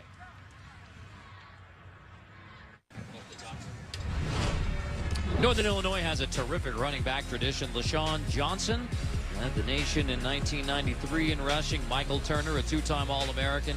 Garrett Wolf having a great NFL career as well, over 5,000 rushing yards. And now Chad Span, the former walk-on, who is 20th in the nation, 99 rushing yards a game. He has 20 rushing touchdowns on the season, a Northern Illinois record. That is one less than the national leader, LaMichael James of the Oregon Ducks. He's not a bad player, huh, Mike? He's not a bad player. He's got some quicks. He does work cut out for him against Auburn and Cam Newton. Harnish, what grab by Martell Moore. I want to get your guys' thoughts on Auburn, Oregon in that national championship game. But first, Martell Moore making another terrific catch. Well, that's a number of times we've seen Martell today go up and make the play with his hands. And what a critical talent to have. Not be a body catcher. When you're a body catcher, you limit your playmaking and your explosiveness. You go up and pluck the ball out of the air like that, and you stand out as a receiver. And only a sophomore. Another guy, Coach Doran, is going, I like that young man. Play action on first down. Harnish looking long, incomplete, intended for the fullback Scarb. And remember, Scarb had the touchdown earlier in the game. They go unbalanced, showing his flexibility. He's not a runner, but he's a guy that can obviously get down the field, and they like that matchup. They're trying to take advantage of these safeties and linebackers in space. Actually had a couple of guys open. Landon Cox was open coming across the field, so he had his choice of receivers in that situation. The play action helped that a bunch. Coach Matukewicz staying aggressive, not just running the ball and getting conservative, continuing to take shots. Harnish complete on the outside. It's Landon Cox who hauls it in across the 50. Are you surprised that we are nearing the end of the third quarter and this is a 16-point game? No, I'm not. And I said this because when we went through the interviews with the coaches, I thought the NIU staff was so excited about being here and felt that they had got the players feeling the same way. And I said that energy coming into a bowl game is tough to match for a team like Fresno State that's been here before but may not be as excited to play a non-AQ team. And remember, Northern Illinois wants to do something they've never done in the history of their program, and that's win 11 games.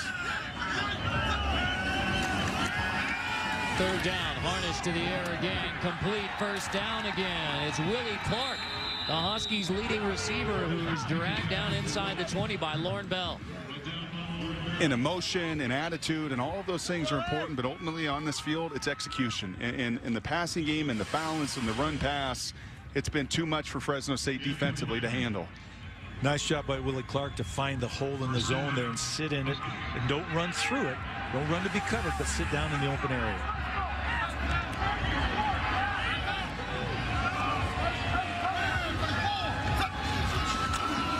Same play they scored on early.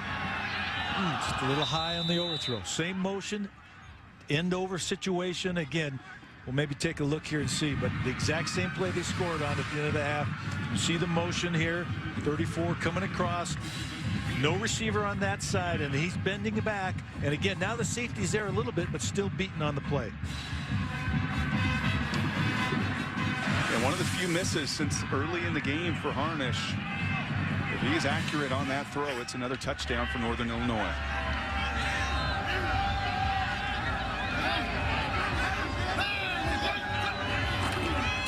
Spain gets it on second down. Spain cuts it back.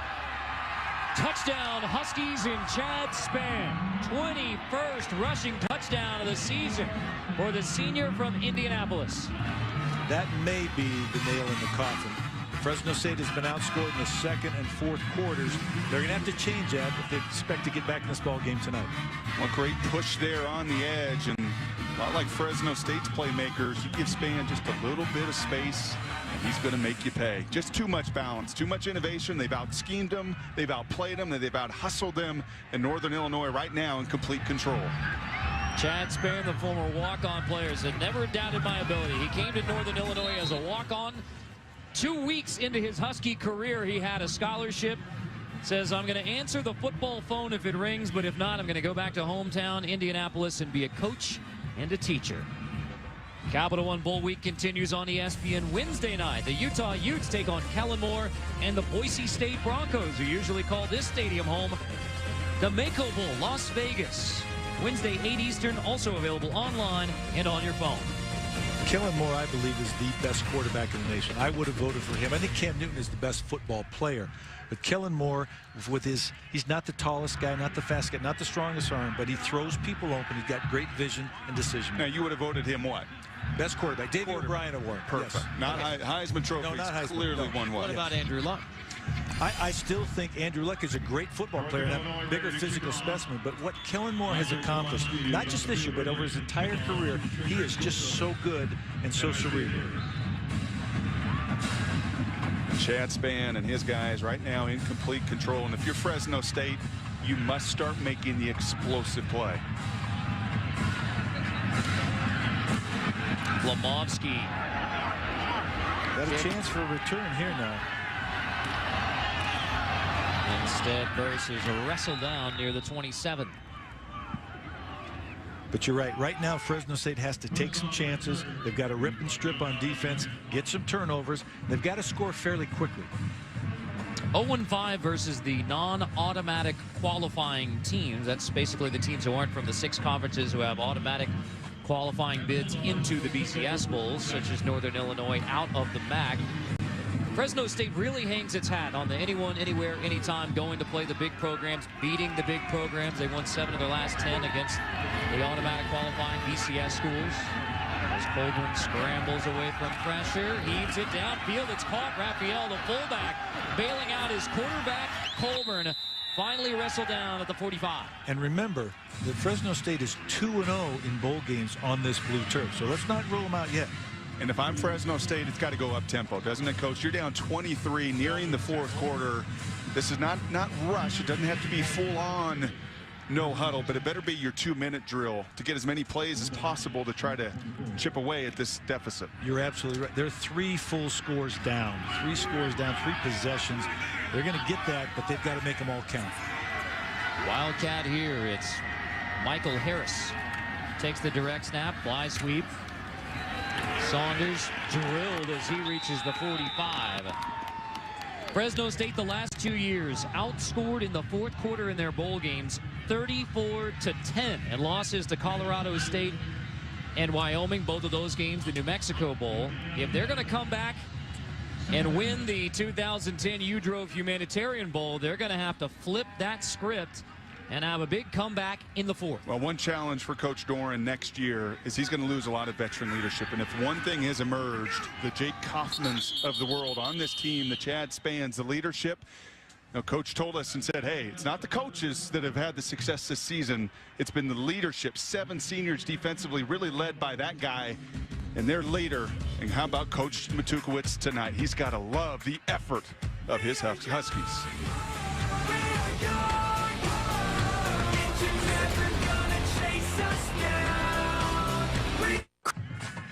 Prior to the 4th quarter, Sean Hubbard, recognized as the Truckload Carriers Association Angel of the Year. Hubbard saved the life of Armando Duenas, a motorist who was trapped inside a burning car on November 13th, 2009. So a very nice presentation there for Sean Hubbard as the Highway Angel of the Year.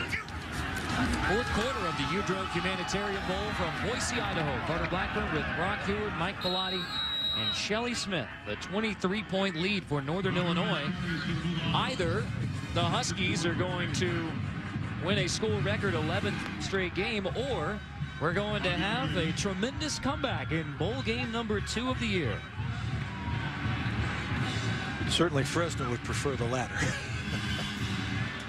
They got to start, though. Again, you get an average of about 6 to 7 possessions per half. So figuring that out, they might get 3 possessions this quarter. They have to cash in on each one, including right here. 3rd and 5, screen, Colburn pass, incomplete. And gosh, that was set up so well. 3 blockers out in front, probably would have gone the distance. A little bit too much pressure, couldn't get the ball to the receiver. And you love to dial blitz up. We've talked about it tonight for 45 minutes. You love that blitz against all the pressure.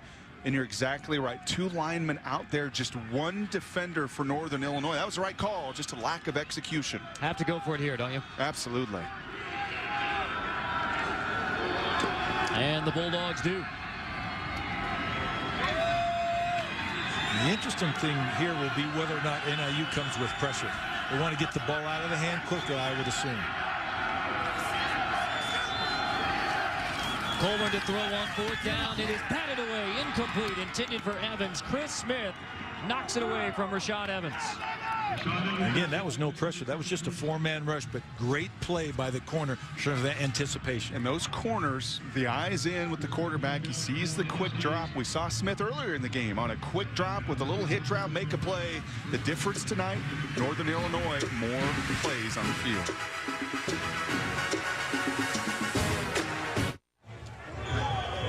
Northern Illinois is just 14 minutes and 10 seconds away from a school record 11th win. They had a 9-game winning streak snapped in the MAC championship when Miami came back to beat the Huskies. Harnish rolling on 1st down, heaving to the sideline. That's a catch, and a great catch by Ashford. Showed great range and length to roll this in. Again, you see him right here. Does he get his foot down? Does he keep that, tap that toe? Looks like he does. That's all you need. It may be reviewed, but it's a great catch in my mind. You know what I'm seeing tonight? A really well-coached team. Preparation and execution. I think sometimes you have preparation, you don't always execute, but I agree with you. I think they look very well coached. And here comes the review. The previous play is under further review. Well, we mentioned that Jerry Kill, head coach, taking the Minnesota job. Both coordinators go with them, but offensive coordinator for the day, Robert Reeves, defensive coordinator, Jay Solvell, and acting head coach, Tom Matukewicz, have all been together for over a decade as coaches, going back to Emporia State and then Southern Illinois with Jerry Kill, and now Northern Illinois. So this is not a coaching staff that hasn't been through reps before. And we talked, this is a team that won 9 straight games. They were ranked 25th in the country. Had they won that MAC Bowl, they would have been the hottest team, one of the hottest teams in the country going into bowl game. Well, and it was a 4th and 20, Carter. We saw that. We were in Fresno watching that game. Play. Yeah, and it was a 4th and 20 on a tip pass and then a blown assignment to lose it. You're right. They convert that 4th and 20. You're looking at BCS-wise probably the 23rd ranked team in America. And they're hoping to crack that top 25 final ranking. But, Brock, you made the point, too. The coaches have talked about the fact that even though some coaches are gone, the same players we got here with are with us right now. You guys make the plays. You do it out there on the field. And when a coach will say that about his players, the players will play like heck for him. After further review, the ruling on the field stands. Do you think Coach Matukewicz wants a lot of replays here in the 4th quarter? I think he wants. He may call timeouts when he just to keep it going, as he said. What he told Shelley, walk it off, take the timeouts to keep this going as long as he could. He will stay as an assistant coach to Dave Doran at Northern Illinois. A lot of decisions in the coming days for the current Northern Illinois coaching staff. Harnish will take a sack on 1st down. Yeah, this is one of the great quotes of the bowl season from Tom Matukewicz talking to Shelly Smith just before halftime. I tell you what, the other thing about those straight timeouts, if I can make this thing last longer, I'm going to do it now. I don't know if I'll ever get my opportunity, but I'm having a good time. So he may be the first coach in America to ask for replays, even on completions. I don't know, guys. You may want to take another look at that one. He's having so much fun, and you're right. When it's genuine, players respond to that. He's a native of Silver Lake, Kansas. The incoming Northern Illinois head coach, Dave Doran, is a Kansas native as well. Fly sweep is going to go for a solid gain for the Huskies of Northern Illinois. Again, both staffs borrowing from each other in terms of halftime adjustments. Seeing the fly sweep now from NIU. And again, what Fresno State had success with in the first half. Jasmine Hopkins on the sweep. He's a first-year junior college transfer, had nearly 2,000 yards last year at Fort Scott, one of their more explosive playmakers. And again, for that play to work, your receivers have to have great block, either ability to sustain blocks or get angles and cross block. Yeah, the other great thing about coaches and coaching in particular, put your guys in position for success. They have very clear personnel packages to highlight the talent, and that play there with Hopkins showing off his speed. Spann gets it on 1st and goal and has his second rushing touchdown of the day. Northern Illinois is making a statement on the blue turf in Boise. Spann runs it in from the 8-yard line. You think Chad Spann wants to end his career the right way? Do you think Jake Kaufman wants to end his career the right way? Do you think Pat Hill's going to turn that hat around, Coach, as you said, and put the rally cap on? He's going to need to do it pretty soon, I'll tell you what. Talk about how Chad Spann walked on. He grew up with Darren Evans, now at Virginia Tech, and said, I know they competed against each other, good friends, and I know Darren Evans can do it at Virginia Tech. I can do it on the Division I level, no matter the lack of scholarship offers and the lack of size. And he has 22 rushing touchdowns on the year, more than anyone in the nation.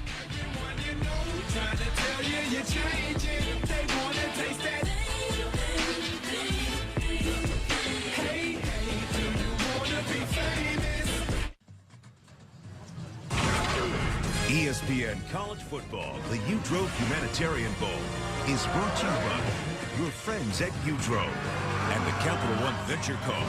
What's in your wallet?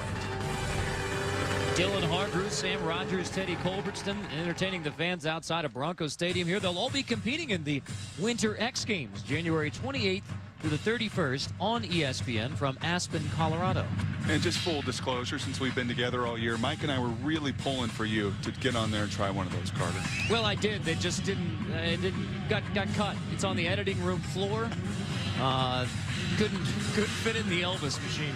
I was going to want you to wear a big helmet, though, and bubbles on both hands. I was going to wear that boing, boing, boing Santa hat that we saw earlier, Mike.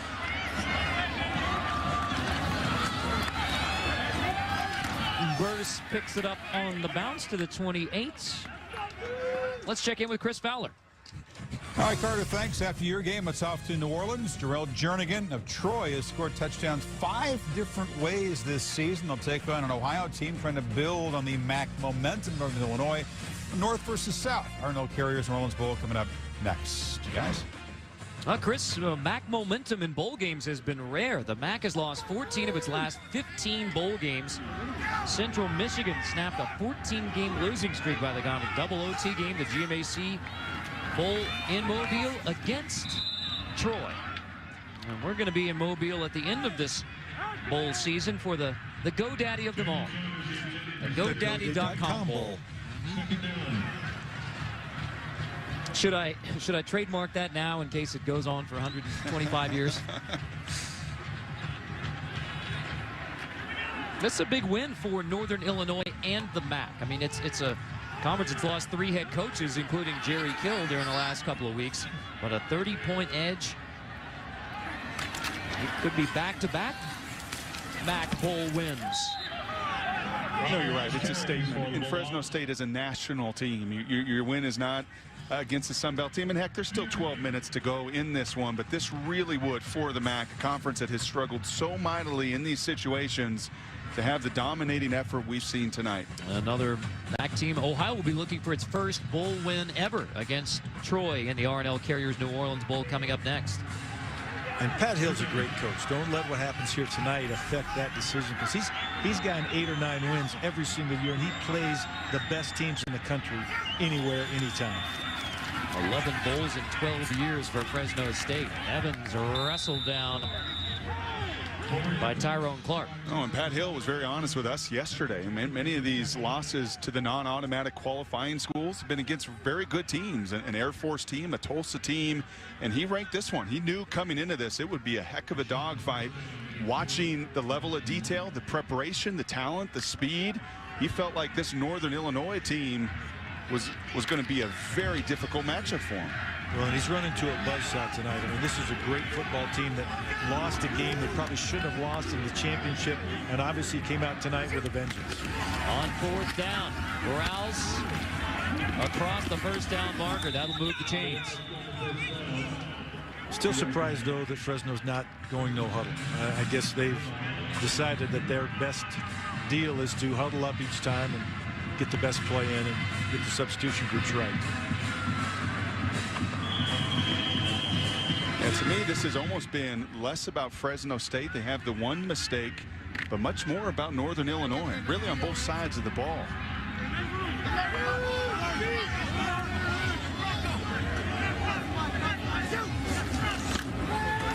Colburn, screen.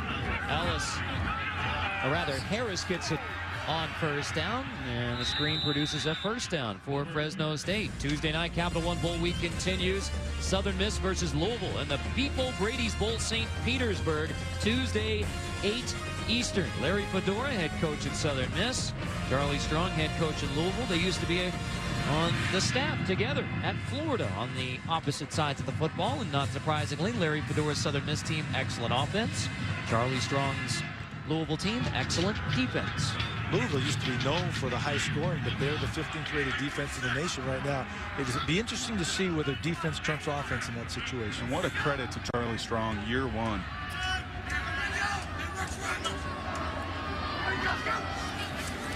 Pressure coming.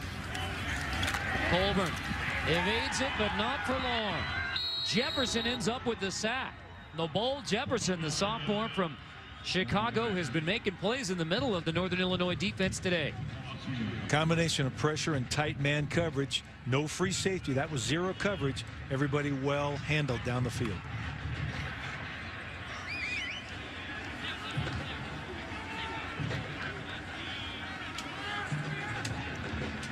Fresno State taking a lot of time. Hey, you a little surprised by that? What is that saying? Well, the reality is it's saying that we're not trying to win. We just don't want to lose by as much. And I'm surprised a little bit because the Pat Hill team never gives up. Long drop for Colburn. Screen again. Complete again. Harris has it again. And another 1st down for Fresno State. Harris cuts back, stays in bounds all the way down to the 28. And Fresno has come back to that weak side screen repeatedly. Now they figured out at halftime that NIU was coming off that weak side edge with 4. There's only 1 defender left over there. They've hit this play. It should have been a touchdown earlier. Got a big play right there. They'll keep coming back to this as long as the Huskies want to blitz. How about the day for Ryan Colburn? 22 of 29 for 247. We haven't seen the D ball, the big play like we saw when Fresno State hit the 78-yarder against Illinois. Saunders. Right, Carr, to the point earlier, I mean, usually you see a 40-10 game like this, and it's because one team has just fallen all over themselves. They've turned it over, and they had negative play after negative play. That's not been the case. Northern Illinois has just had an answer in every phase of the game tonight. Flag coming, apparently against Chris Smith, and the coverage on A.J. Johnson. Okay, now you said this earlier. Come back to the screen. This is about the 4th time we've seen Chris Smith. Pass interference. Defense, number 5. Penalty enforced at the spot of the foul. Automatic 1st down. Very aggressive on these quick passes. When does the double move come? Well, you're right. Here he had a safety over the top help him so he could stand to be aggressive. When that safety is not there, I expect to see the double move route anytime against Chris, because you're right. The more aggressive he gets, the more likely they are to run a hitch and go or something like that to take advantage of the aggression he's showing. And that's a real credit. That's, again, a teaching, coaching point. Knowing he has a safety over the top, still baiting the 5th-year senior to throw it, not giving that coverage away too early. Wildcat, Burris takes it on 1st down, only a couple of yards. for Isaiah Burse off the Wildcat.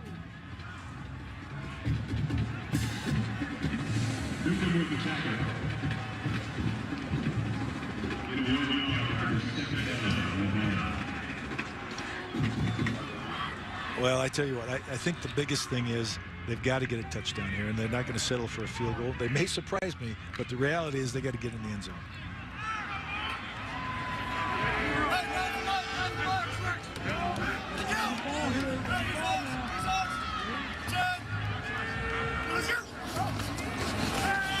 Coleman swings it. Incomplete. Off of Isaiah Burse's hands. And I just love it. Sticking to the mentality. I don't care what the score is. It's 40-10. I have my plan of action, and Coach Matukewicz continuing to stick to that, to be very aggressive. I have a question for you, Mike. Yesterday, in meeting with Coach, he talked about putting a bowl council, an advisory group together with players. Had you heard of that from a coaching staff before? Yes. In fact, a lot of teams will have some type of representation from the players, but that's the first thing he did. When he became the head coach, was named it, he said, I'm going to have a council. I'm going to have an athlete from each position representing, and they're going to help us decide on schedule, on curfew, how much they practice, that type of thing. So the players were involved with it. And I think that was a smart idea. I think that certainly shows that he's thinking of the players and wants their input. Colburn evades the sack and picks up a couple positive yards. Fourth down coming. Coach Matukewicz said he spoke with a few different coaches from around the country, including Bill Stewart, the head coach at West Virginia, who took over a team as an interim head coach in a similar situation. Stewart was then named the head coach, and now there's going to be another head coach at West Virginia in a couple of years. After the play was over, personal foul, defense, number 20. Half the distance to the goal, automatic first down. I have heard people say that the West Virginia situation is similar to the one at Oregon, but it's not. It's not, as I understand it, because there's a timeline set. I believe Bill Stewart will coach one more year, and then the new, it's not a coach in waiting. Dana Holverson is becoming the offensive coordinator, so he'll learn the team, get to know them, and then he'll assume the head coaching job the following year. Instead of a fourth down try here for Fresno State, first and goal from inside the 10. Bulldogs need to get in the end zone to have any shot. Down by 30 points in the fourth. Continuing the blitz, just like you talked about, Brock, and it's getting to the quarterback. Butler is the man who blitzed and brought pressure, and then Sean Progar finishes it off. The 6th sack of the day from Northern Illinois. Turnabout on a Fresno State team that prides itself on getting to the QB. Yeah, and you've got to have an answer down there, whether it was a hot receiver or just getting rid of the ball. You can't take a sack when you've just got a penalty to put you down there inside. 30-point game. Bulldogs need a score.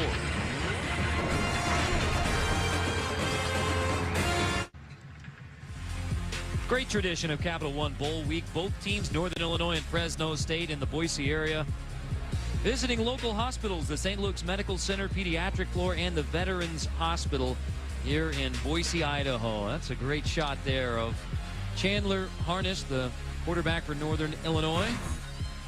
He has a future in politics, I believe.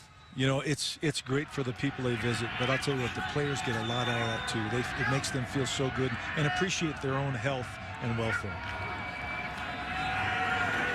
Colburn's pass caught by A.J. Ellis. It'll be for a loss as the Huskies continue to fly to the football. That's Chris Smith again, breaking up a play in the Fresno State backfield. Well, he was ready for that one. He beat the block to stop that screen before it got started. What did the coaches say about him? He went from suspect to prospect. Yeah. As far as the NFL was concerned, they see the quickness, and I'll tell you, he has a real high football IQ and awareness of what's going on. Colburn heaves it to the end zone, intended for Evans. Flag coming, it's on Chris Smith. Well, Chris, we were just praising you and all of your efforts, and now you know, I think, I tell you what, I see him as a safety at the next level. That's one of the things. I mean, I'm not sure about his total foot speed to cover, but he's aggressive. He can make tackles. Defense, number 5. 15-yard penalty, automatic first down. Well, we've seen how aggressive, and that's exactly what we wanted. Maybe not a double move, but with a guy that you see this active, that's a good call by Jeff Grady. Make sure, get your speed out there. And Rashad Evans, a guy that can run. He has a step and a half. And, you know, frankly, that's a smart play by Chris Smith, knowing your beat, Mike, and forcing the pass interference instead of giving up a touchdown. Victor E. Husky was not pleased with the penalty flag there on Chris Smith. Victor E. Bulldog agreed with it. I bet one of them tried to chew it up, actually.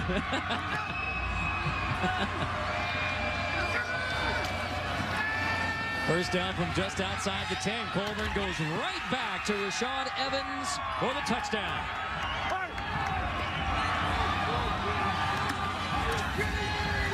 I think that's going to be a penalty. You see some of the frustration here in the fourth quarter.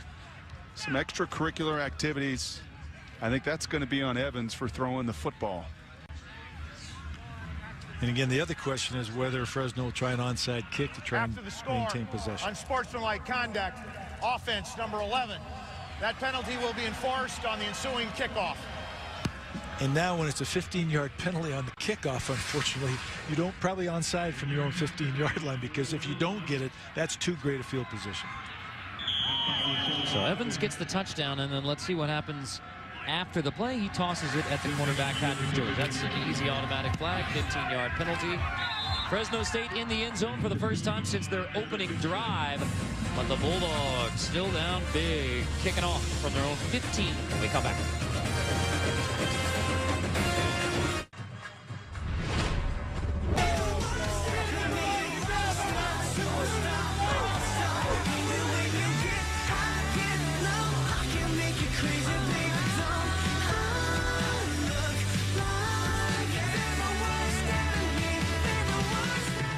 I tell you what, the other thing about those 3 timeouts, if I can make this thing last longer, I'm going to do it now. I don't know if I'll ever get my opportunity, but I'm having a good time. Well, today is Saturday. Northern Illinois will fly back to DeKalb on Sunday, and then on Monday, Tom Matukewicz is an assistant coach once again. Today, he is the head coach. Said the 3 goals for this game: win the game, get to that school record 11th win, have fun, and celebrate a good season. 5 minutes, 31 seconds away from the Huskies accomplishing all 3 of those. And I'll tell you, there's one really happy camper in Madison, Wisconsin. That's new coach Dave Doran. Knowing that he's got that guy on his staff, a genuine guy that you see his team respond to his leadership. Gessling's kick fielded at the 30. Remember, it's from the 15 because of the penalty after the touchdown, giving Tommy Davis a chance to return to the 45 and us to check in with Chris Fowler. Carter, thank you. Tom Matukewicz becoming a media sensation tonight. Meanwhile, over on ESPN2, college basketball in Oklahoma City, SEC Big 12, and the Cowboys a 4-point lead over the Crimson Tide.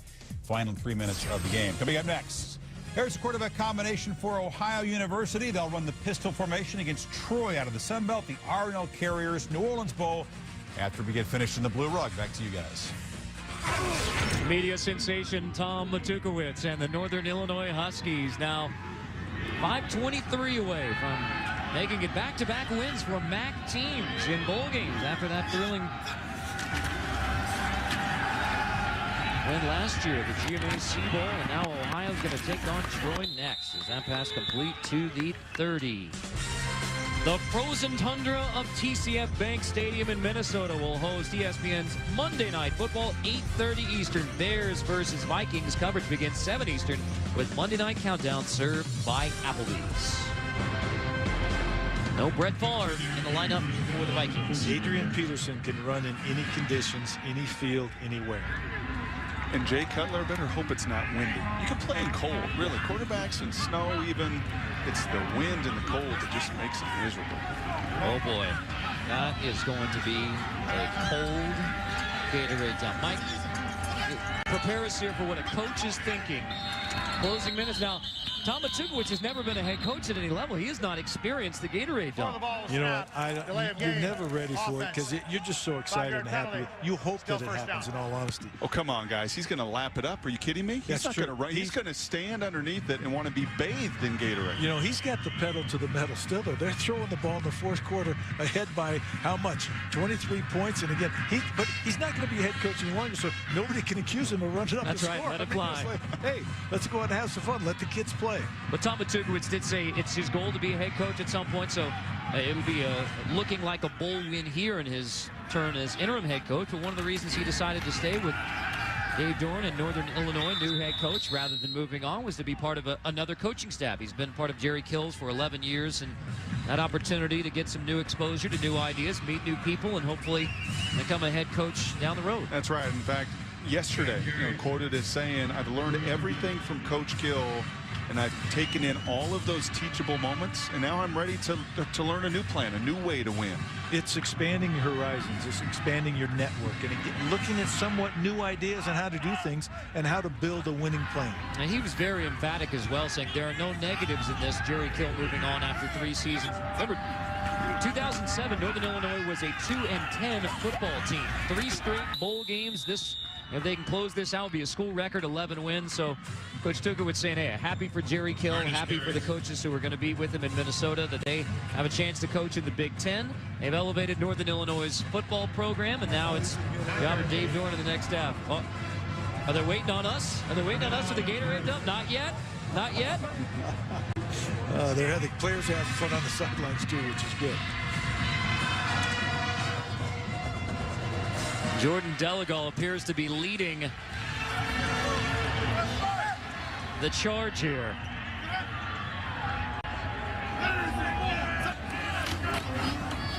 Span wrestled down. That's Ben Jacobs, the outstanding middle linebacker for Fresno State. Haven't called his name a lot tonight, making his 52nd consecutive start every game of his Bulldog career. Our Capital One player of the game is that man, Chandler Harnish, the junior from Bluffton, Indiana. 372 total yards, 3 touchdowns, 2 rushing, 1 through the air. Very deserving. What an unbelievable night tonight in terms of both throwing the football with accuracy and running the ball, being the primary cog in the running attack. Yeah, he was the difference maker. I'll tell you, a real close second has got to be the ex-Marine, though, does it not? Jake Kaufman on the other side, a Humanitarian Bowl record, 3 sacks, was relentless in his pursuit all night long. I think a 1 and 1A. Harnish throwing on 4th down to the end zone, incomplete. So Fresno State will get the football with exactly 2 minutes remaining. Willie Clark, as we keep a close eye on the Gatorade dump to come.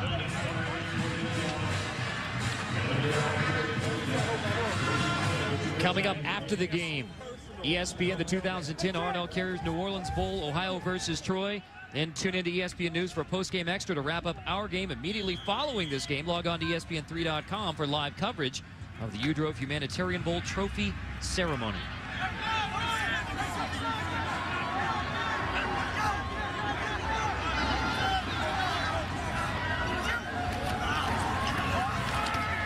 Complete on 1st down from Colburn to the outside. It's Saunders who makes the catch. Well, guys, how about Northern Illinois in the future? This is going to be the school record 11th win. A new head coach, Dave Dorn, coming in. There's an excellent crop of seniors, including Jake Kaufman, who lead the program. This is a team to be reckoned with next season in the MAC, next season in college football. Well, I can't believe we've played this whole game, and I've not mentioned one time an offensive line that was also really good tonight. And every one of those guys returns. In fact, 4 of them will be redshirt seniors next season. That's a heck of a group to build around. Yeah, there's only 2 seniors on the entire offense, and it's a tailback and the fullback. Everybody else comes back, including Chandler Harnish, who I think is the key to everything. This could be a top 25 team at the beginning of the 2011 season. Absolutely. No question. They will be ranked. Colburn's pass is caught, but a flag is down. Over to Rouse. Run down by Butler. Holding. Offense, number 69. 10-yard penalty. 1st down. Get ready. I'm ready. I'm wearing my raincoat up here. Oh, yeah, it's that calm before the storm when somebody's usually talking to you, trying to distract you, while the other guys are backing away. If you get good peripheral vision, you sort of roll your neck to cover up so it doesn't go down the back and down your shorts and into your shoes. And it hasn't frozen yet, which would be an even more painful dump. And there it is.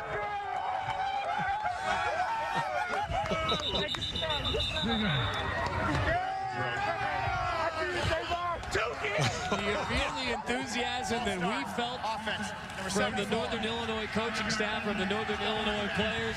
Interim head coach Tom Matukewicz gets the Gatorade Shower Soda's defensive coordinator, Jay Salvell. And I'm going to guess this is probably the most fun day of his life.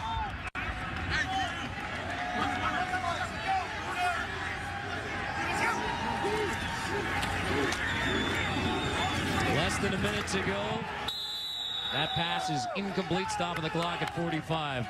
Let's go back to the first Gatorade dump of Tom Matukewicz's coaching career. Oh, boy. That was flash. Well, when you turn around to look, that's a bad thing, too. Well, the headset got ripped off. Well, you can't afford a lot of headsets at that I level. hear that was an impressive move. The level of detail. That's exactly. Where does it end with the program? Well, the 3 goals were win the game, get that school record 11, celebrate a good season, and have fun. That is clearly checked off all 3 for the Northern Illinois Huskies. And they can add celebrate the bowl win, too. And there will be. How about the last 2 weeks of this football program? You have a chance to win the MAC championship, first time in 27 years. You lose the game in the final minute on a 4th and 20 play. This is for us. This is for us, man. And what he said, the story's already written, guys. The story's already written. It's going to go one of 2 ways. It's either going to be all through this adversity, they folded up their tent and they quit, or it's going to be amidst all of this distraction, they came together and dominated exactly what they did tonight. Well, Coach Matukewicz said as soon as that plane door closes and we're on our way to Boise, everything else is behind us. And the future is not going to play into it. We're not going to worry about who's going where, who's not going where, who's going to be the coach here. It's about going to play a bowl game and winning that bowl game. And they only brought the committed. They made the kids sign up. They had to sign off in the presence of the council guy to say they were all in. They're committed to winning. They didn't care about the rest of it. So they brought guys that were all in. It's the one thing, Mike, that I think you and I really miss about football. I mean, this is tremendous. The sense of accomplishment. The sense of accomplishment in the team. And we have a team and a great team of the director and producer and all our personnel. And we come together and we come in and we come out. The difference in football, these guys live it every day. They get a chance to be a team and to celebrate this moment, not as an individual, but as an entire group, is something so very special. And the camaraderie that these young men have, and this whole team and whole program right now is really fun to watch. Now, does he take a timeout?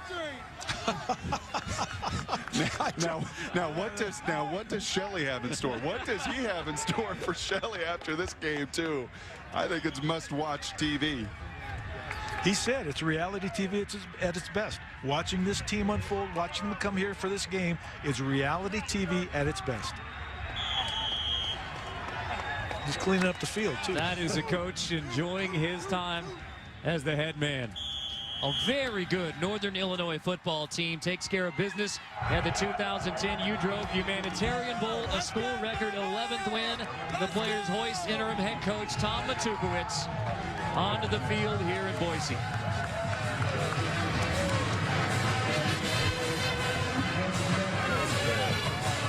I miss this right here. I'll tell you what, that is, at the end of the game, you're right, going to shake the other guy's hand, going to see the faces in the locker room, the joy on the kids and the players and the coaches' faces. It's amazing. And here's Shelley Smith. Okay, how was that Gatorade shower? It's never felt so finer. I tell you what, that was nice. These kids are amazing. This has been a season of life, and we told our story about a team that's come together, and I can't be any more happier than this. What does it mean to this program? Well, it means, hey, we had a top 25 rankings. All right, we lost that ranking, and now we got a victory against a good football team. I'm telling you right now, we should start next year in the top 25. All right, great. Thank you so much. All right. 40-17, Northern Illinois gets its school record 11th win of the season, winning the 2010 uDrove Humanitarian Bowl here in Boise. Live coverage of the trophy ceremony on ESPN.